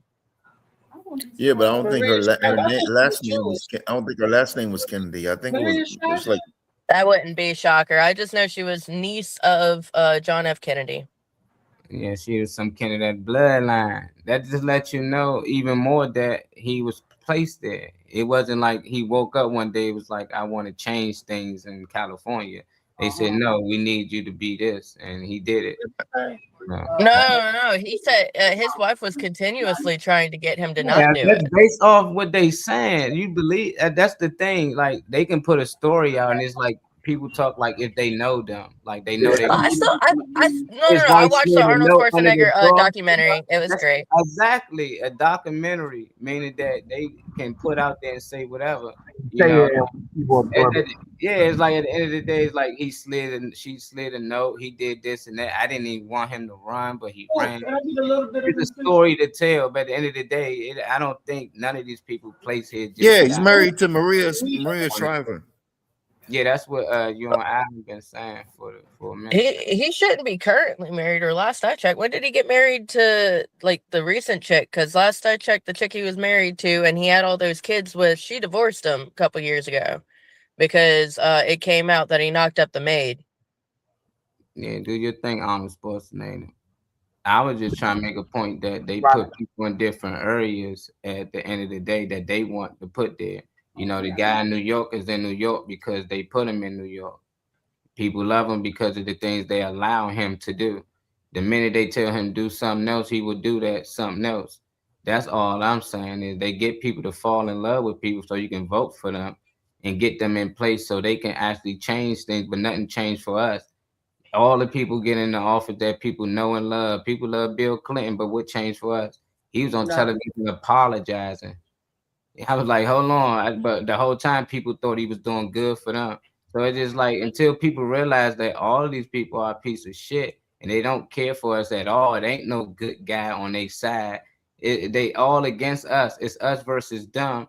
Then we have a chance. But until then, as long as we think the mayor of Delaware and this person good, but that person bad, and the Republicans bad, or the Democrats good, or the Democrats good, it sucks because at the end of the day, they still got you in the matrix. They all is playing the game. They all got to go to acting school because they acting. They playing the role to keep us where we at right now, and we still go down there. We gonna go and vote. Everybody can go out there and they're gonna blame people. You didn't vote. That's the reason why such and such in office. And then whoever get in office that they love and like, they're gonna say, well, he ain't do what he said he promised to do. It's like it's the same shit over and over. And after a while, it's that become deja vu. It's like, damn, didn't I see this already? Yeah, it was just a different president. You know, it's the same thing. So I don't know. I don't trust any of them, man. I don't trust none. I think all of it co-ops to keep us divided. I don't know too much about that young kid, but I know I seen it. It was sad. People out there marching, same thing they did for Trey. And Trayvon Martin, his killer was still out here. He was walking the streets, doing TV shows and everything. And it's just like, if people really that hurt, then go do something. You know, because y'all be quick to shoot and kill somebody over the littlest things in the neighborhood. Like they go put some work in. This dude's still walking around free, man. I don't push violence, but I don't want to keep people whining and talking about it when this man walking around free. There's a lot of people out here that don't even want they family killers to go to jail so they can get at them, you know. But this dude is walking around talking about it. It's just like, man, I just think it's bullshit. It's too much evidence that he should go to jail, but for some reason they find a way to get him home. And it's like, nah. It's co-op, man. Because if it was any of us and that happened, we'd be in jail. Vice versa, white, black, I don't care the color. You just a regular citizen out here. If it was the curry out dude up the street at the damn store and one of them kids did that and he shot them, he going to jail. It ain't no because, oh, he's from this country or none of that. No, he's going to jail. He's not part of whatever they got going on. I don't believe it. Politics is less about left and right, more about money and power. I believe it. Campaigns need funding, lobbyists spend billions influencing policies. I believe it. And too often the people with the most money get the loudest voice. I don't know. It's not believable sometimes. They all demons, man. Same people. Yeah. People spend millions of dollars to get half for a position that pays a fraction of that. That let you know they scheming. Like y'all, man, y'all be spending millions of dollars to win this goddamn shit, and y'all don't even get paid that much a year. It's like, hold on now, something ain't right here. They know because whoever get in that seat, they got the power to make things happen. So people gonna fund a project, but they like, hey, remember I threw you $10 million to get in that seat, so you owe me a favor. And they be doing it on the show. So we just ignore all the TV shows. Say that's just scandal, you know, that's just such and such. Like, nah, they telling you. Yeah, that's how they get things done. We could fix that right. Listen close, now it's time to rise. One more minute, then open your eyes. Strings come up and the horns say go. You already know the Morning Max Show. Turn it up, let it roll. The Morning Max Show. Take the day by the throat.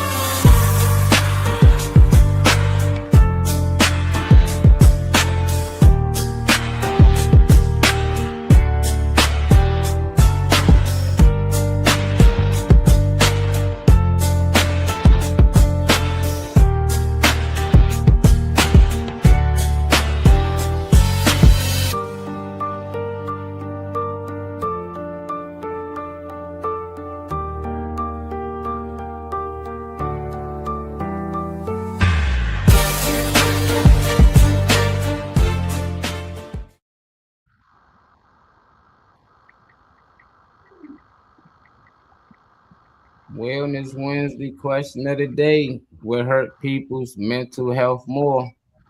You only can choose one and defend it. Okay, so we're gonna let them choose one, and then we'll come back around and let them defend it. That might be best. A, being broke. B, being lonely. C, being unappreciative. D, living without purpose. And you only can choose one. That's gonna be tough.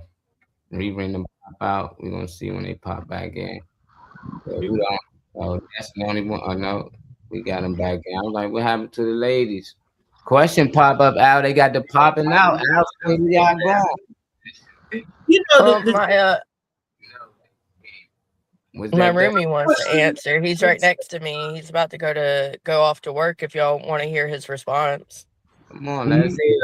Ladies first. Yeah, let's hear it before you go to work. Oh, okay. Who? Got a guess. What's up, everybody? My name is Gardner. Okay, here we go. Being broke leads to all those things. Okay. For one, lonely. People might say that, if you have no money, they'll be around you, but that is a double-edged sword because you won't be able to attend none of the things that they attend. You won't be able to go places that you want to go, and it just made life all around harder. Two, what's the second one? Unappreciated. We live in a world where materialistic is the key to everything.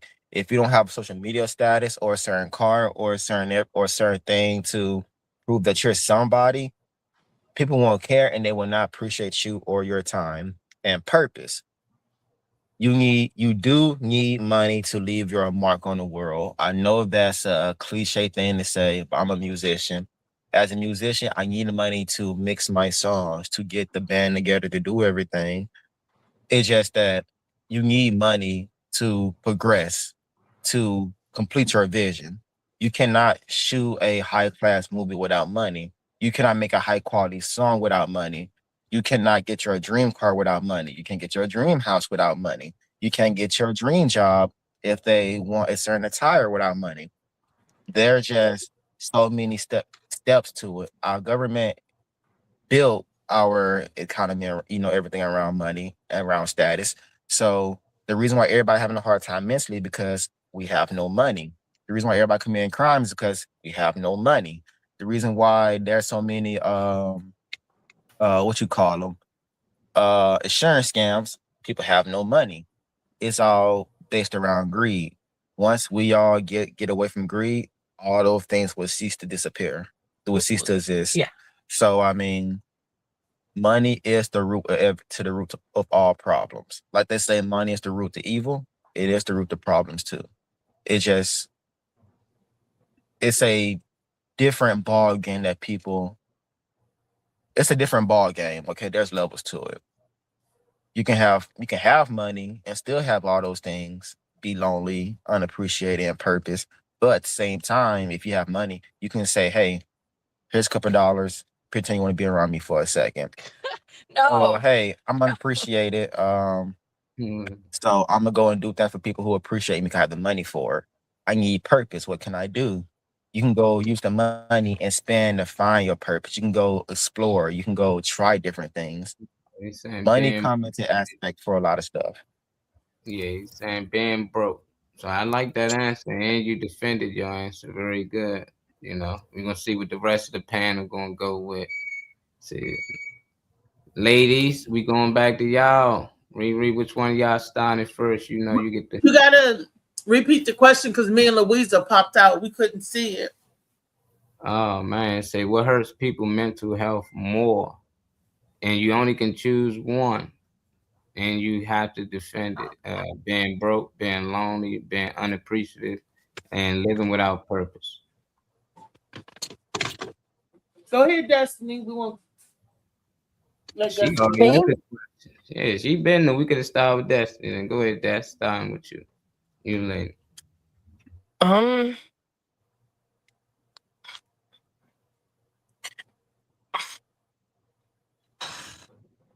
Okay. Well, I mean, they're all great things.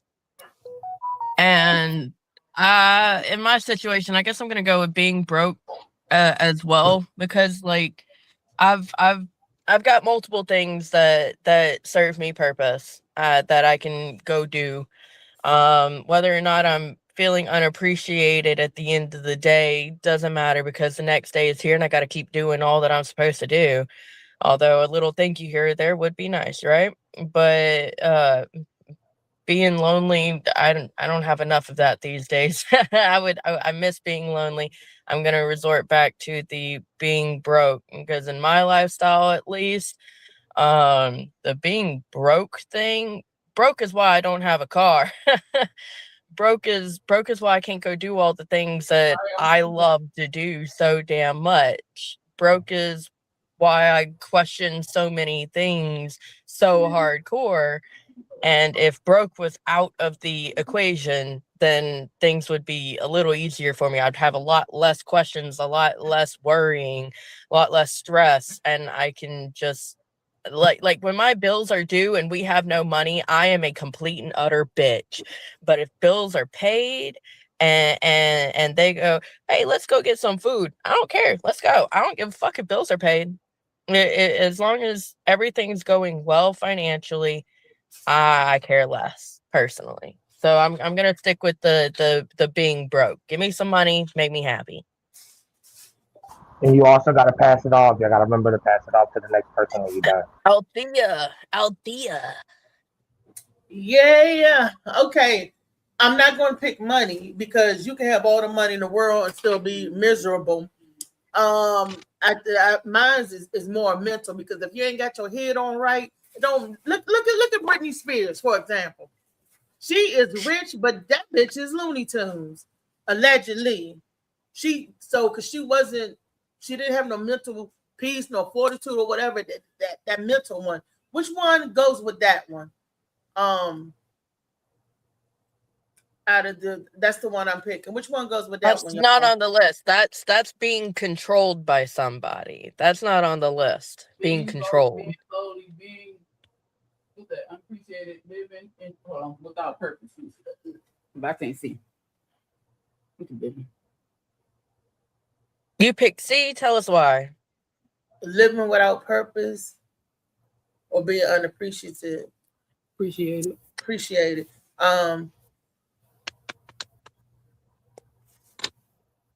Living without purpose, more so than, well, I would say unappreciated and living without purpose, but I gotta pick one.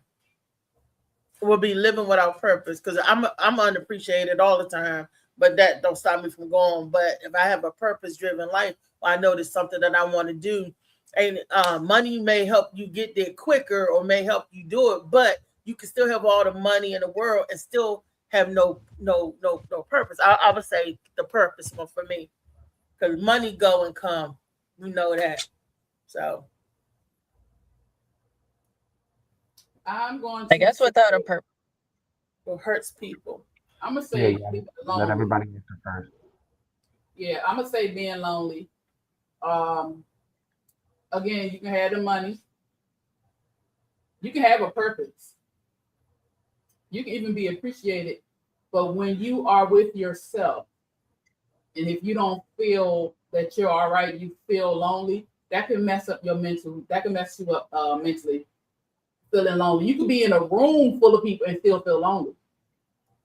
You can have the best, you can be anywhere. You can be operating in your purpose. You can have all the money. You can be appreciated by those around you. But if you don't feel in yourself that you feel safe or you feel comfortable with those, you have been in a state of loneliness, and your mind will take you in crazy places. So I say being lonely. Charles said, no, you're not, Reese. I appreciate you being a true friend. Love you, dude. Venus said, Brittany is broken, not broke. Alice said, I can give you money and you mess it up without a purpose. Yeah. But I'm sticking with lonely. And I'm going to pass it on to Trey. So we got 2 A's, a C, and a D. Okay. And a B. I would say probably living without a purpose. Because the last thing I would want is paper money to control how I feel. If I feel like shit because I don't have money, then I'm not gonna have too much. I feel like, um, but I feel like yeah, probably D. I guess not having motivation. A lot of people walk around without anything to tie themselves to. They just floating. You know, and I mean some people don't give a fuck that they just floating, but I think sometimes you know you need a. I feel like really all the time you need a solid foundation of knowing where the hell you're moving to. Like knowing somewhat of what your next couple steps are going to be. You ain't got to know the end goal. You ain't got to know what's at the end of the tunnel. But I feel like it helps for you to, um, you know, have a path. You know, if you just walking around blind or without a direction, I feel like you can be led astray in any way.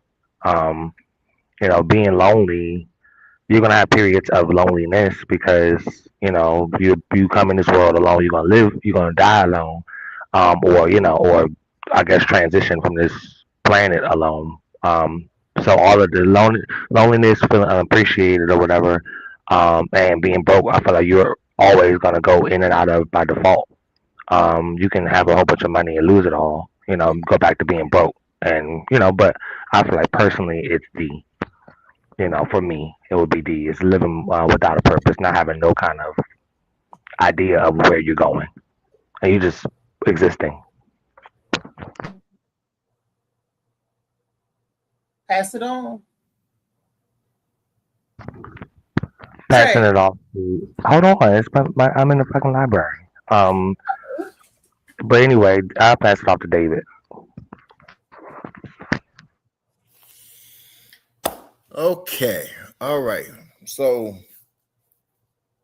I understand everybody's point about being broke, but you know what I mean, like you grew up watching like the Good Times and different shows like that. No, or if your life was somewhat like theirs, whatever. You know what I mean. You can have a whole bunch of happy moments and different stuff like that, and all being broke or whatever like that. No, you know what I mean. Actually, being broke helps you to be more creative or give you the ambition or whatever like that. No, you know what I mean, to take away the brokenness, whatever. No, being lonely. I mean, I spent a lot of lonely nights or whatever like that. No, days and nights, and you know what I mean. All that did. All that did was help me to figure out who's really on my side or whatever like that. Okay, a good example. You know what I mean? When I before I was sick and I was making this money and everything like that. No, I I had a whole bunch of people hitting me up. Oh, let's do this, that, this, and I'm like, yeah. Matter of fact, I'm paying for it. I got it. This, and everything like that. No, when I was sick, not one person that used to hit me up didn't call to say, yeah, I heard you was sick, or are you doing well? That this is. It didn't hurt. It didn't make me depressed or whatever like that. No, it just opened my eyes. You know what I mean? To now, when I get back to to where I was, I know who my real friends are or whatever like that. No, living without a purpose, to me, I feel you're just a zombie. You know what I mean? Like you know what I mean? You know what I mean? What one minute, you know what I mean? You living without a purpose, I think you're more likely to suffer depression or whatever, no, because you're just like, woe is me. If I'm here, I'm here. If I'm not, I'm not. You know what I mean? Because you don't have a purpose or whatever like that. You know what I mean? It's like you're not worrying about pretty much anything. You know what I mean? But I really think my answer is was it being appreciated? Okay. I was it was a toss between being appreciated and then living without a purpose.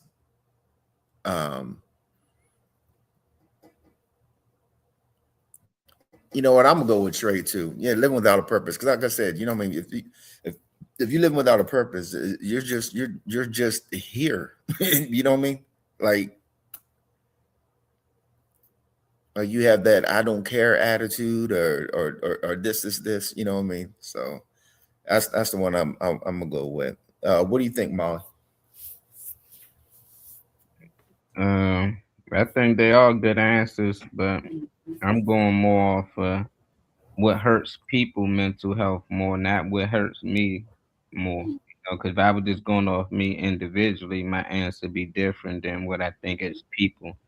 For me individually, it would have been D, living without a purpose. That would hurt me individually. That would hurt me more than anything. But as a whole, people in general, majority of the people I see, I think it's being broke. I see people whole attitude change.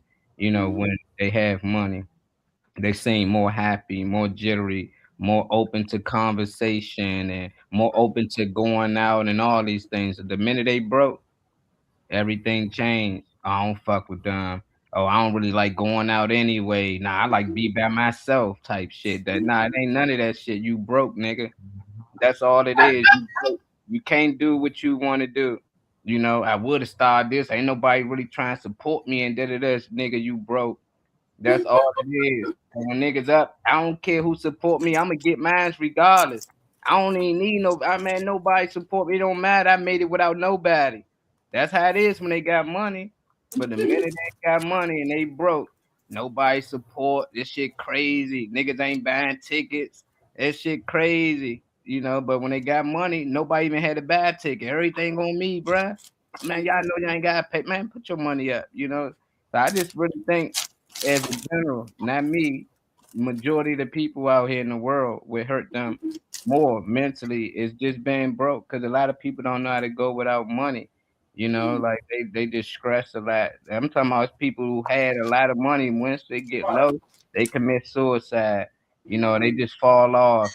I seen a girl, I don't know which one the celebrity is, but I think it was one of them little Russell Simmons or one of them type of daughters. But she was mad. She had to shop at H&M. She was crying, saying, "Oh my God, I had to shop at H&M." And motherfuckers like, "What's wrong with H&M?" To her, she broke. Like that's how bad things is in her life mentally. So money is everything, man. I just think that you can be out here with $1 million in your account, and there's somebody out here with $1 million and still stressing because they feel like they broke. Another person got that million feel like they up for the next 10 years. So I just think the mental state of being broke, no matter what level you're on, it hurt people more than anything. But me individually, it probably been D. That's a solid answer. I pass it back around to Destiny. All right, so I appreciate you doing that, because nobody paid a lot of attention to the being lonely, which is good. It's a good sign for the group that we're in.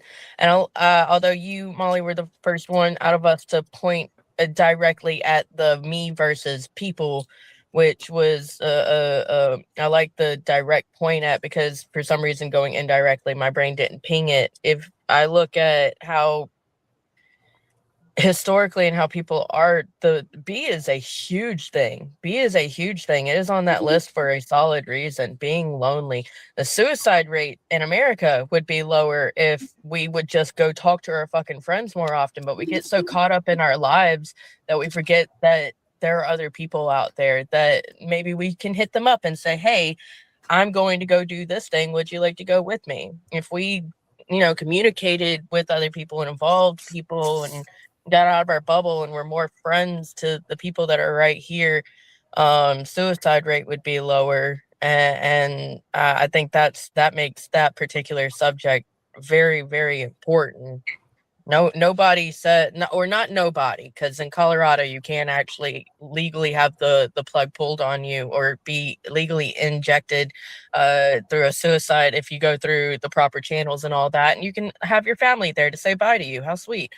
But whenever it comes to like how suicide traditionally is done, it's usually people who have nobody left and feel like there's no other reason to continue going because I have no one. I have no purpose.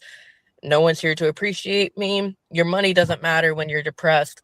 It's I'm alone. And I mean, as a mother, if I lost my daughter, I would be alone and I don't give a fuck about the motherfuckers around whenever it comes to my baby girl. And whenever, no mother should ever, have to witness that kind of thing. And I swear on every fucking thing ever, I will not ever have to see that. And I'm sorry for any mother that has, but there are several people who have lost that who had lost the person that was their person that kept them here. And through that, they were lonely, decided there was nothing else, and that was the end. Like, I haven't heard a whole lot of, oh, I don't know what I'm going to do, so I guess I'm just going to jump off this cliff. Or, I didn't hear a thank you today, so I'm going to jump off this cliff. Or, my paycheck didn't come in time, I'm going to jump off this cliff. It's people who have nothing left and nobody there to tell them that there's more at the end of the road. Mm-hmm. That's why I picked loneliness, Stephanie. That's why. You did? Yeah, I'm the only one that picked on. Yeah, that's why I picked it though, because being broke is not a mental thing. Yeah, it can affect you mentally, but you can go do something to make some money.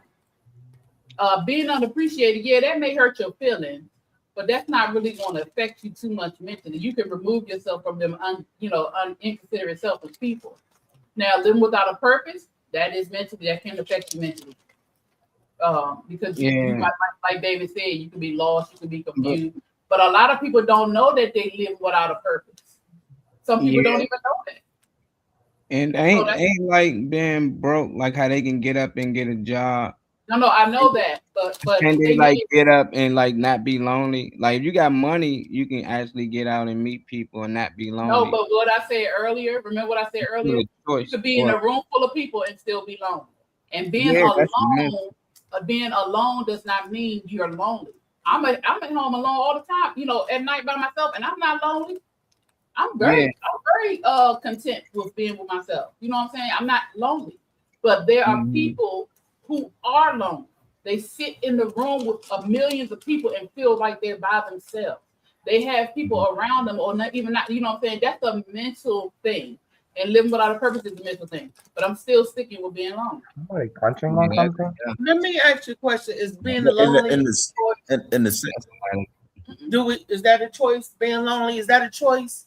It gotta be. I don't know, because I'm just like, if you're in a room full of people and you feel like you're alone, that say a lot about you.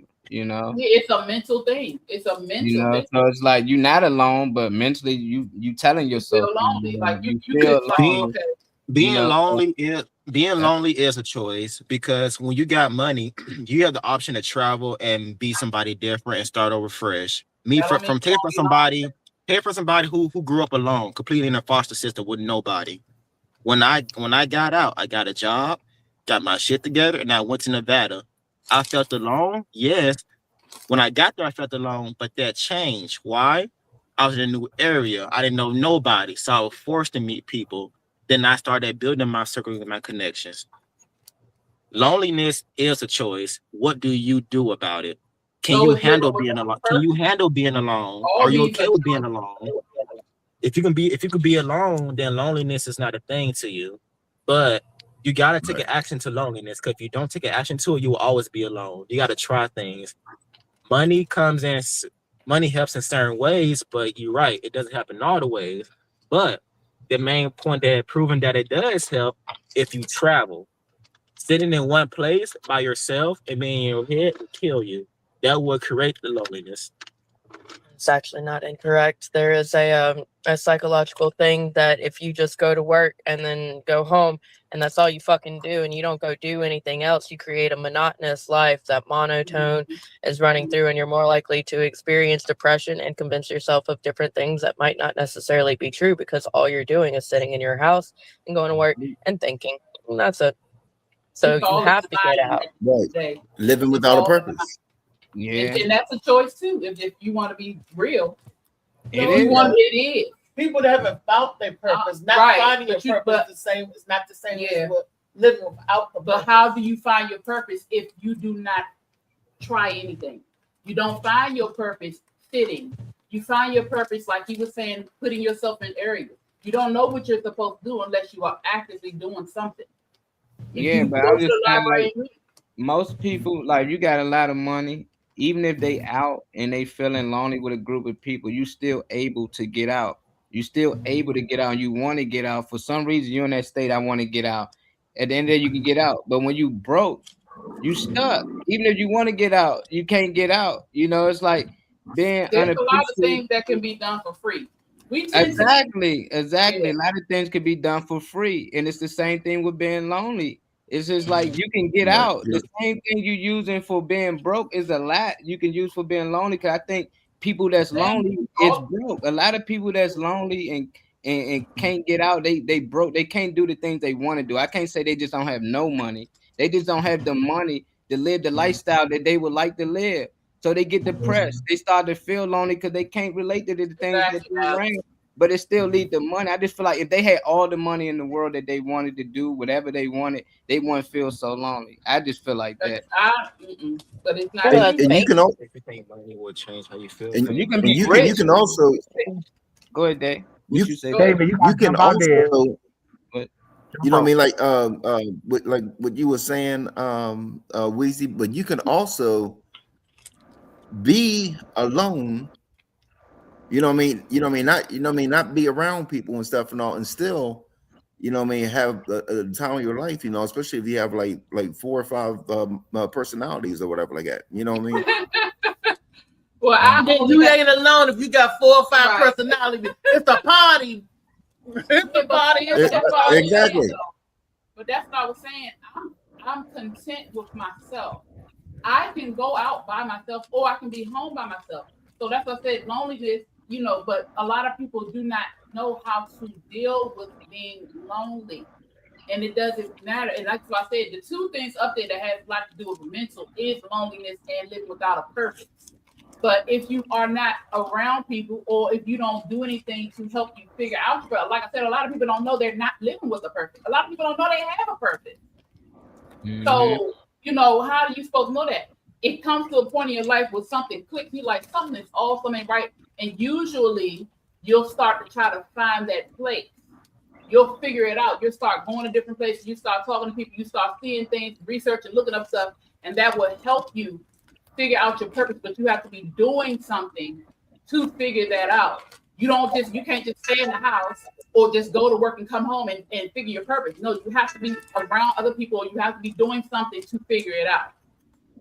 Your life experiences help you figure out your purpose.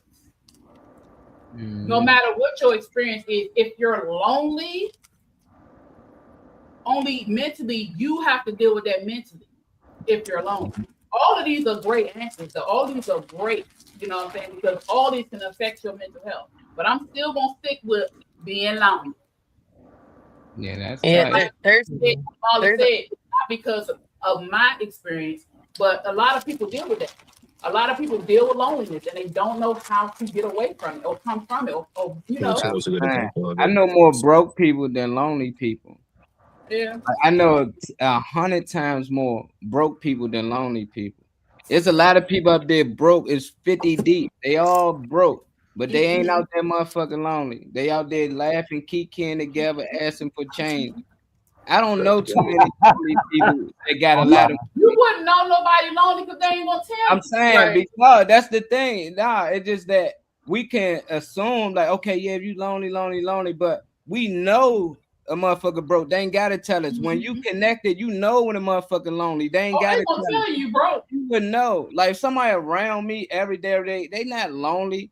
Now they can talk to somebody else. Just feel like I'm always by myself. I always feel like I'm alone. It's some people that feel that way over that because they want other relationships that they see other people have. They might see somebody tight with their mom and they not tight with their mom now, and they feel like, oh, I don't really have a relationship with my mom. You do have a relationship. You don't have their relationship.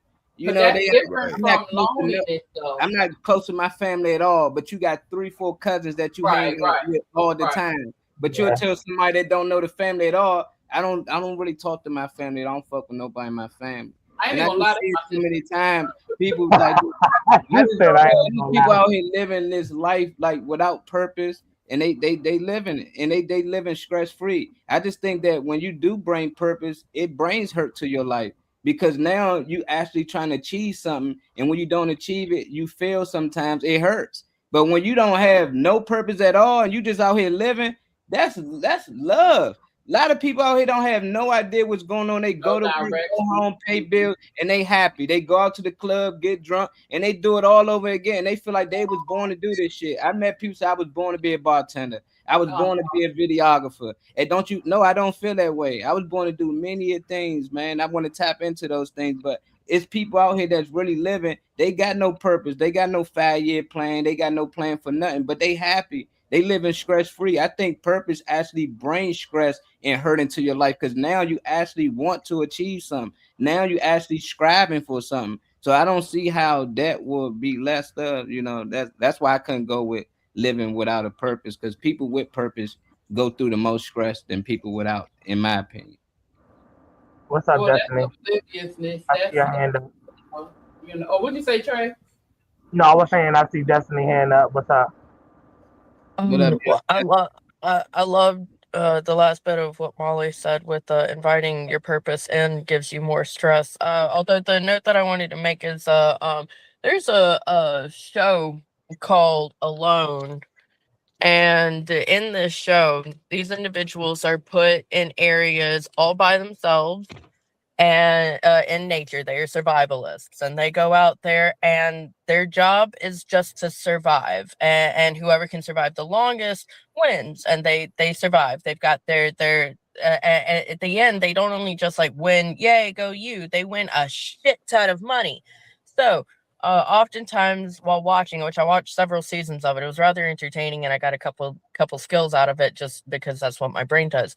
But in it, you see people talk about, oh, I've got the money. I know my family's going to appreciate it. Every once in a while, like every couple months or so, the producers would take a footage of that person's family out to them and say, hey, remember what you're here for, da-da-da-da-da. So they'd have their purpose. They know they're getting their appreciation. And they know at the end of this, their family's not going to be broke. But what drives them the most crazy, you watching it, you can watch how their brains twist from thinking everything's okay to now they're talking to trees to they're crying about missing somebody. And the being alone was the most powerful point of the show. Alone. It was not bears. It was not the freezing cold. It was not, I almost drowned today. It was, I miss my wife, or I miss my family. I miss someone, and I'm giving up every bit of what I have collected all of this time. I'm giving it all up because I miss someone. That's the power of lonely. I like But what you know what? Missing is missing is different from being alone, because if you're alone, you have nobody to miss. I mean, I'm looking at it as when people say I'm alone, not that I'm away or whatever, or I'm by myself. That show should be by myself, because when you get back to the world, they have all they loved ones there. So they're not alone. They just by themselves. Naked and afraid. So, right. That's what I'm thinking, like naked and afraid. But when you are alone, you feel hopeless, like nobody understands you. When you're lonely, like nobody understands you. You're the only one that gets you in your mind, and nobody can relate to you, or you feel like you out there on that island by yourself, and there's nobody back home to even miss. Or you know, it's the difference between being alone or being by myself and being lonely. And a lot of people, believe it or not, can have people around them 24/7 and still feel that detachment, still feel lonely, like they have nobody to understand them, like nobody really there for them. And they see everything is superficial, like y'all only here for my money, or y'all only here for this or whatever. But I'm still aching inside because I don't have the other part of me, that yin, that partnership, you know. So there's a difference of being asleep and being awoke. David can explain that to us. David. He looked like he's standing up asleep. You sleep or you on the phone? He do his parlay. Oh no, I'm not asleep at all. Oh, okay. Yeah, I couldn't tell. no, You was like this. I couldn't tell. Yeah, tighten up David, on. are you alone or are you lonely? Yeah, I don't know. Which one is it, y'all? You said without alone or lonely. I'm neither. That's a solid position to be in. I like that. Mm-hmm. I mean, that's another difference. If your life was a lot of just being alone, then lonely probably doesn't bother you. But if your life, like if you had a healthy family and people actually hung out and conversated, and people smiled and shit when they were in the same room, then if you've got that closeness with your family and you were raised with that, being alone probably hits totally different. You can tell when somebody's lonely though. That radiates into the air when somebody's lonely. They do things they might not pick up on, but they do a lot of shit that will show you that they are lonely as a motherfucker. And it's the saddest feeling when somebody's lonely, but it'll show. Also It'll show. lonely. You know, because you can't buy people and all that. Try to, some people want to suck up or be a part of a circle or whatever. You can tell when people are lonely. You can tell all the things really. Yeah, But you can really tell with somebody down in the dump. Yeah, Said, Alan. Go ahead, you got it. Well, that's what I was basically saying, Alan. He said, I love being alone. Being alone gives me peace, focus, and time to think.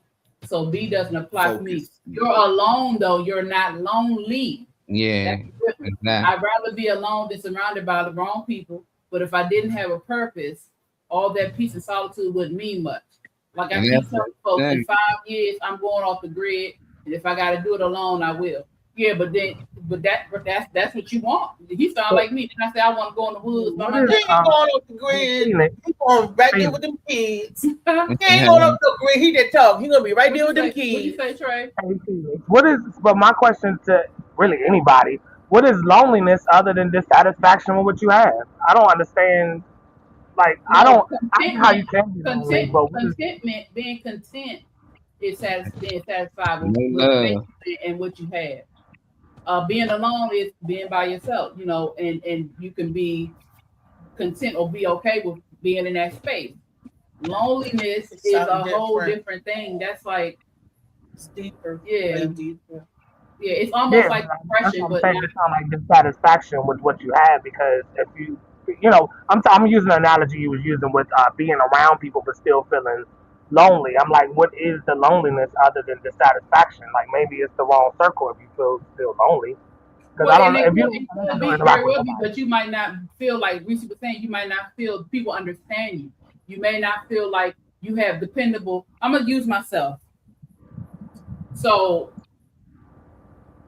when I was growing up, I had to take care of the house. Right, I had to take care of my siblings, take care of my mom, take care of family. But I didn't feel like nobody was taking care of me. Child. Talking about being lonely. So if that's the case, it's like, if that's the case, no, but I'm gonna do that anyway, but but no, yeah. So I didn't feel like I had the support, or I didn't feel like I had anybody to talk to. I didn't feel like anyone would listen, because one, even though I had those responsibilities, I was still a kid. So one, I had to shut up.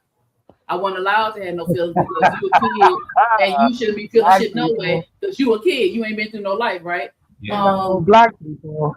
Yeah, right. You know the typical. So it's like I had to navigate life alone. I had to then of course I didn't understand that sometimes being alone is great, but who understands that growing up?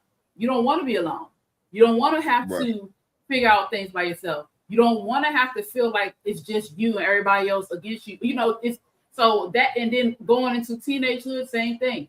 And then became a mother very early, at 18 years old. And though I had my family, and though I had his father, I still had to navigate and deal with things where I felt lonely.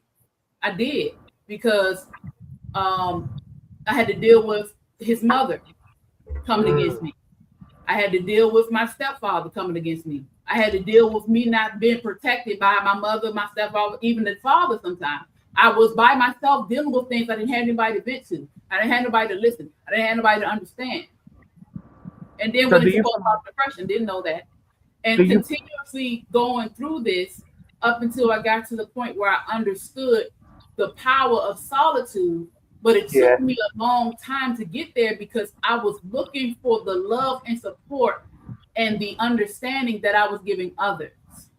Now, did you need to get older to decipher the two?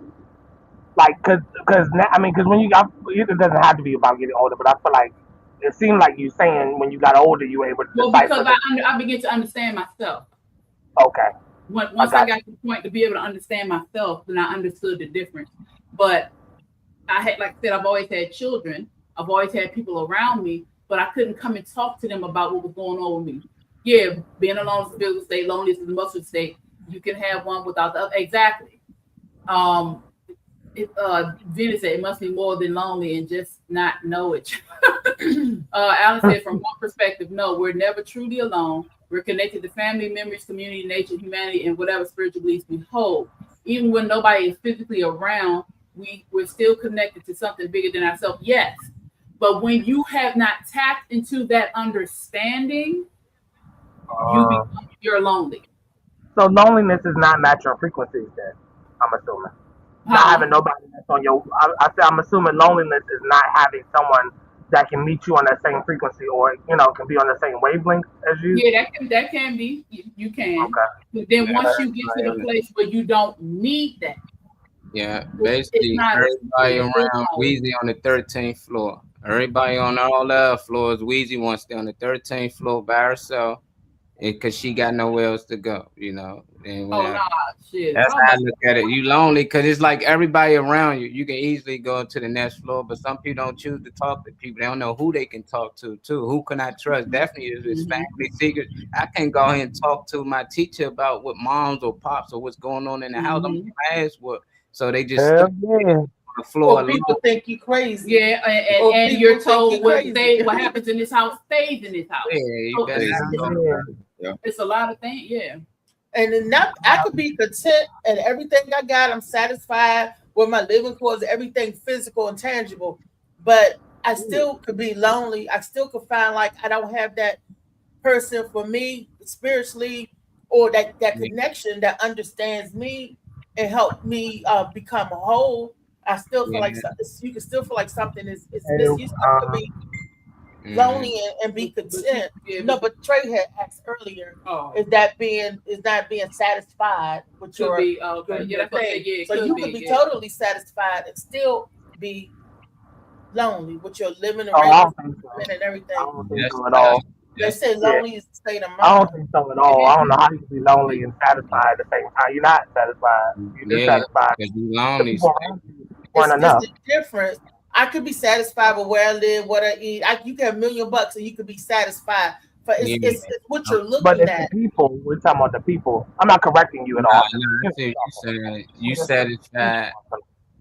But really, you satisfied, but the people around you still not enough to within make you. Yourself. But the people around you, you may not feel that connection with the people around you. So it's up here. It's what you feel. You know. Yeah, and I still feel lonely. I got all y'all around me, but did that stop me from feeling lonely or feeling that whatever that is? No, it don't. And ain't nobody popping that thing, then we can't do that for you. So I expect you to be satisfied somewhere, What was you saying, Molly? My bad. It's still how many days is in a year, and that's the thing. Like people will find a time of their life when they was going through something for about 3 days and say, I've been lonely. Like, nah, you got lonely because you probably broke. That's the one thing. Probably going through heartbreak. It's something that's hurting you and make you not feel like you want to be around people, because it ain't just like you woke up one day and just say, I feel like I'm alone. No, you went through some type of trauma or something that keeping you away. Other than that, you're going to want to play with other kids. Other than that, you want to get around other human beings and do the things that you like to do. It don't matter what it is. You like watching a game, you're going to get around other people that do those things. But when you go through something, you don't want to be around people. And that's what I say. Loneliness, it do help you build yourself. It help you build character because now you got to work on yourself.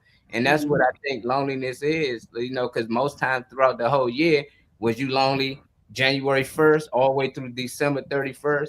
And it's like, how's that possible? And some people like, well, you might see me at the parties laughing and joking, but I was really sad. And that's something you could have did without that whole year, but instead you played and just went through the motions instead of getting help. It's still, you got to get help, because if it was somebody on the other side, a family member dealing with a mental illness or something, you'll say, man, you should get help. You will want help. So why not want yourself to get help? If you're in there feeling lonely and you feeling like suicidal thoughts and stuff, they got numbers for that, because we humans, we all here to be together, connected. We here to help each other, and we supposed to have a good time with each other. So you should never feel lonely when it's billions of people on the earth. Somebody out here connected with you. That's why I said it's a mental thing, Marlon. It's all mental. Well, that was the question. That was the question. Venus is still in the damn, that lady look like damn, she was like somebody. Anyway, but I wanna Venus to expand on what she was talking about. She said something in the comments that I read a little early, probably about 5 minutes ago, that said she was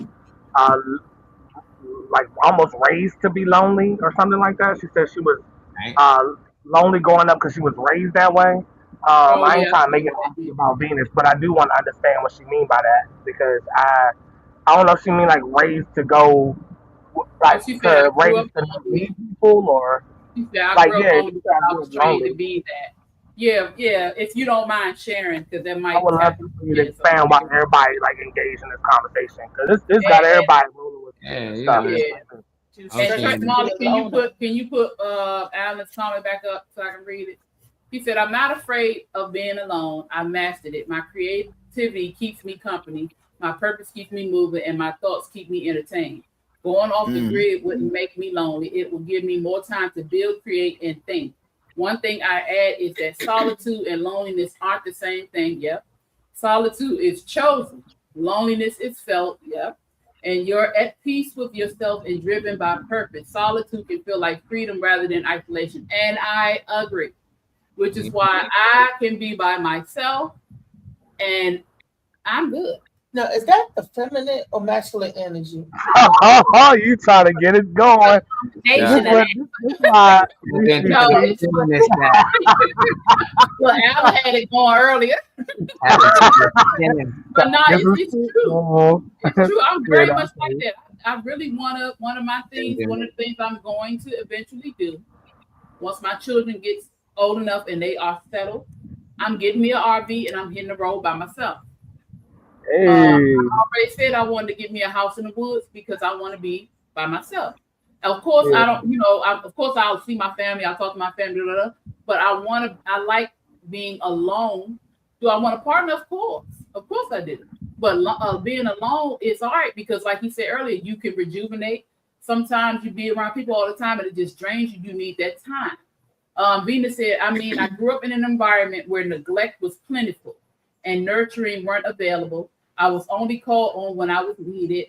I still have a habit during times like this of always showing up. Alan said, fuck them kids. Man, what?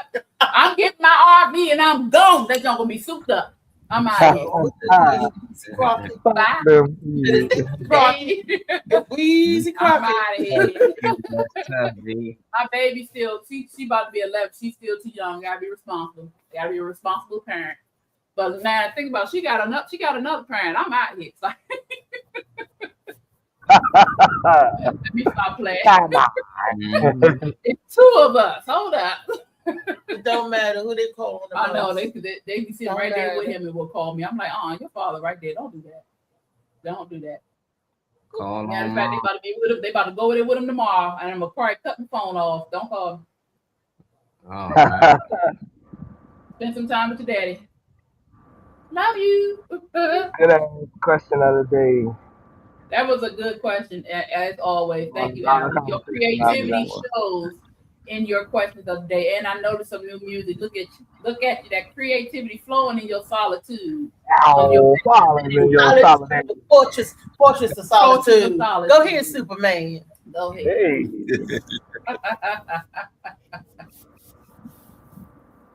Oh, you know what I ain't do today? What? My legs. That one today. My You ain't calling on me today. Should I give you a break? I said I'm gonna give you a break today. All right, okay, shit. They popped in with a banana in his mouth. Don't do that no more. Yup. Had to give a demonstration right off the top. Look, I'm gonna put together this universe. I'm working on something, another show, y'all. It'll be in the DMV area, so I'll let y'all know when I know more. But I'm trying to do it again up here. But don't tell people too much so they can't wish that shit down, because people can talk it down to the ground before you get it done. Don't even, I don't want to say nothing. Tell your team, tell the people that give a fuck. Don't tell nobody that, I'm not saying that they don't, but I don't want nobody to talk your shit down because they hate it or don't like what you're doing or what you're trying to do. Tell your team. Don't tell, nobody. That's right. Give them the power. They be trying David. Tell him, David, you can get that backhand. Get that backhand with the collar. David around here giving up mouthpiece. He don't need to say nothing today. He don't need to say nothing. He did enough today. Thank you, Don. I'm like, Don, let me keep fucking with you. I don't know if you've seen my message in a private chat, Molly. Business said I need info on that's for you, Mom.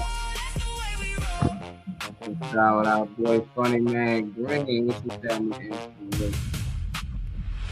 Okay, got you. Hey, we gonna talk, Venus. I got you. We gonna talk. Big business. You two in the comments, y'all. Get us some good energy before we get up out of here. Funny Man Green, we starting with you today, brother. Oh, good energy.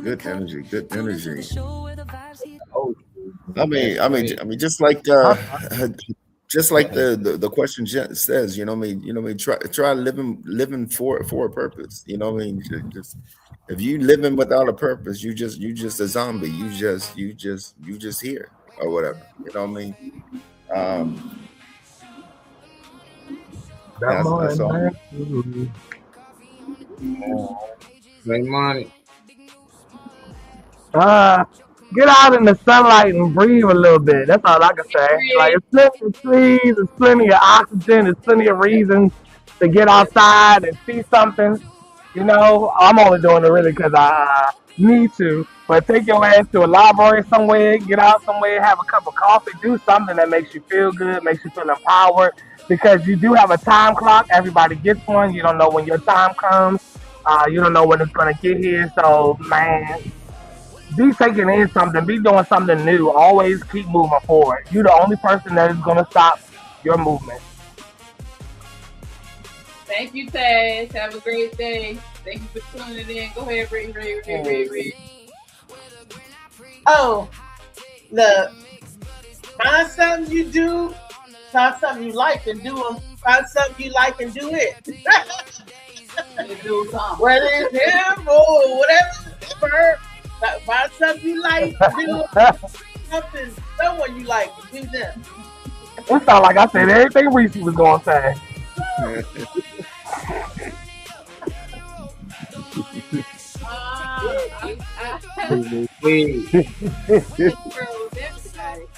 Okay, shit.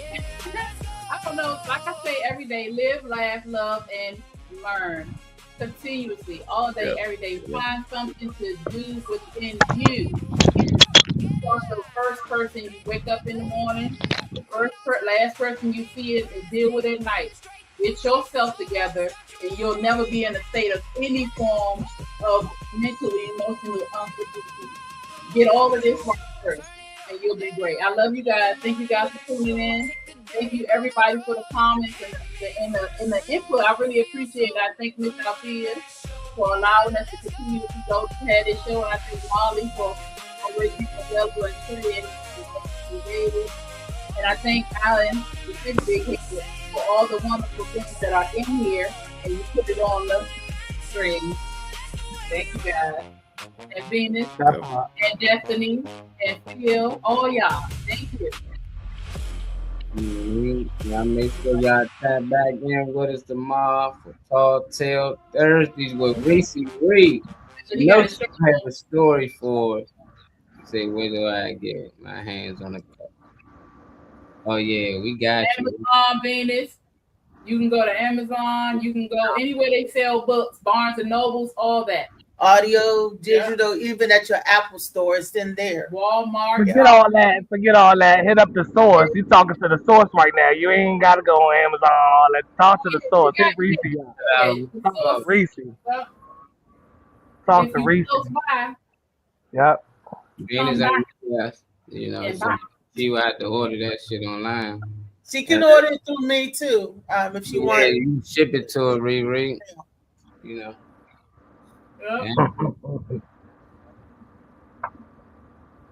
You pulling up a Freaky Friday child. Well, pull on in the pocket. I don't think you see my message in the private chat, Molly, about the flyer. Yeah, I seen it. I was still giving my tape for y'all start cutting in. I'm sorry. The book, I started sharing the book. I apologize, Molly. Go ahead. Nah, you good. I was getting it back there, but I seen it. You this flyer was pulled up. Take the E off, Venus. Take the E off. Yeah. By AM morning. Add that when you search. Oh yeah, you gotta take the E off. Cause then you're gonna be buying some dude named Fred book. Somebody else's book, yeah. Knock off Shades of Blue. They got us out here. That's Shades of Baby Blue.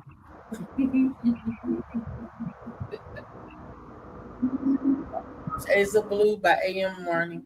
I don't know how I can hear the joint, but I can't see it.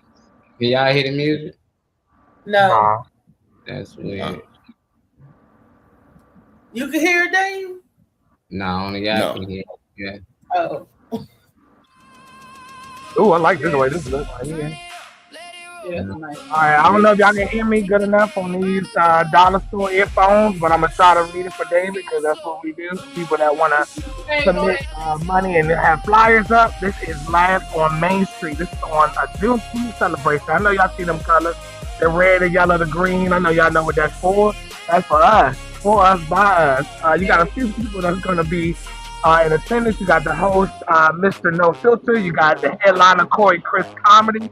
Shout out to him. You got Miss Sin. You got Carlton Morrell, Barbara Green. You got David Funny Man Green himself. This is going to be at Old Town Inn on 147, 45 Main Street in Upper Marlboro, in Maryland. This is on June 20th. Obviously, I know when that is. And doors open at 7 for this event. Sometimes starts at 8. You got a few sponsors down below. You can ask David for information to tap into those sponsors or maybe give support or show up. Figure out how you give tickets. So reach out to David Funny Man Green or anyone that you see on the flyer if you know them for further information. It's a free show. I was hoping the Morning Mac crew would show up. Oh, okay. Well, you put the pressure on right on the live stream, so we might as well show up if we wasn't. Now, you know we're going to support anything we can get to. You know, that's not a problem. I see Corey Chris in there. I know him. Miss San. I think I met Carlton too. Corey, I know everybody said. Yeah, he was on the show. He was on the Morning Mac show. The Q-Dog. Okay. No, Carlton the one on. Oh, Mr. No Filter. He a Q-Dog. I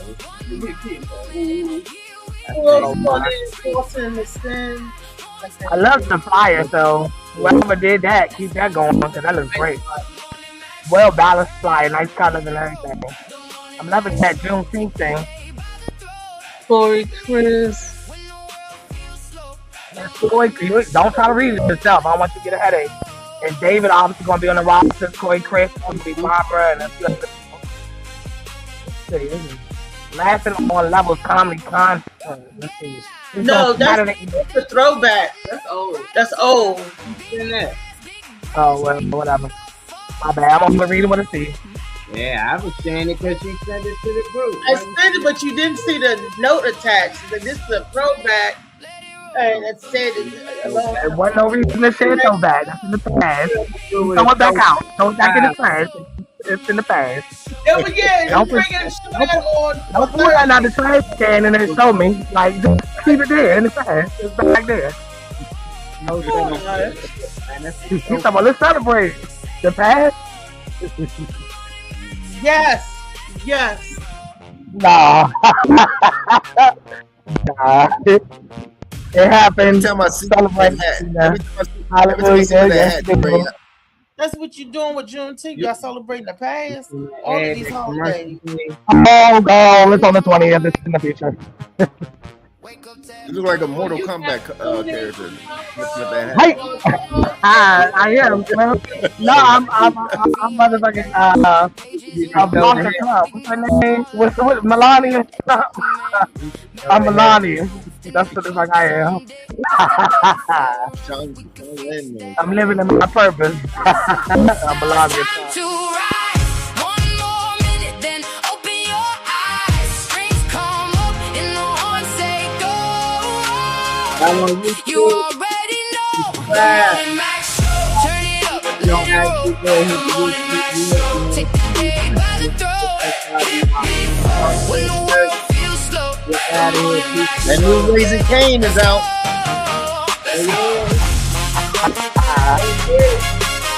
That jump starts off. Like crazy. Breaking I know it's crazy. I know it's crazy. Them commercials are I know it's crazy. Caller on the line, laughs in every room, from your front porch chair to your work day Zoom. Hands up, now the countdown's done. One bright moment and here we come. Strings rise high, horns cut through. This one's for you. The Morning Max Show. Turn it up, let it roll. The Morning Max Show. Take the day by the throat. Hit me first when the world feels slow. Get that.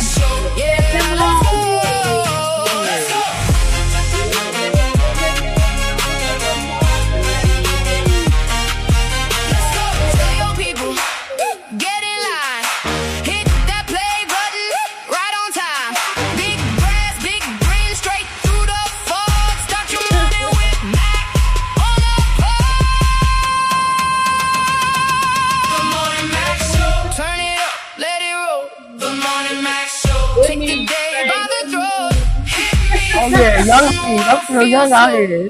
Okay, young.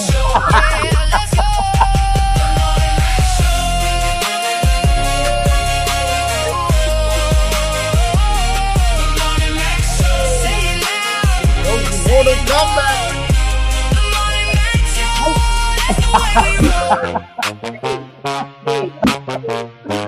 Round one, fight. Oh, George said something. Bye. Bye.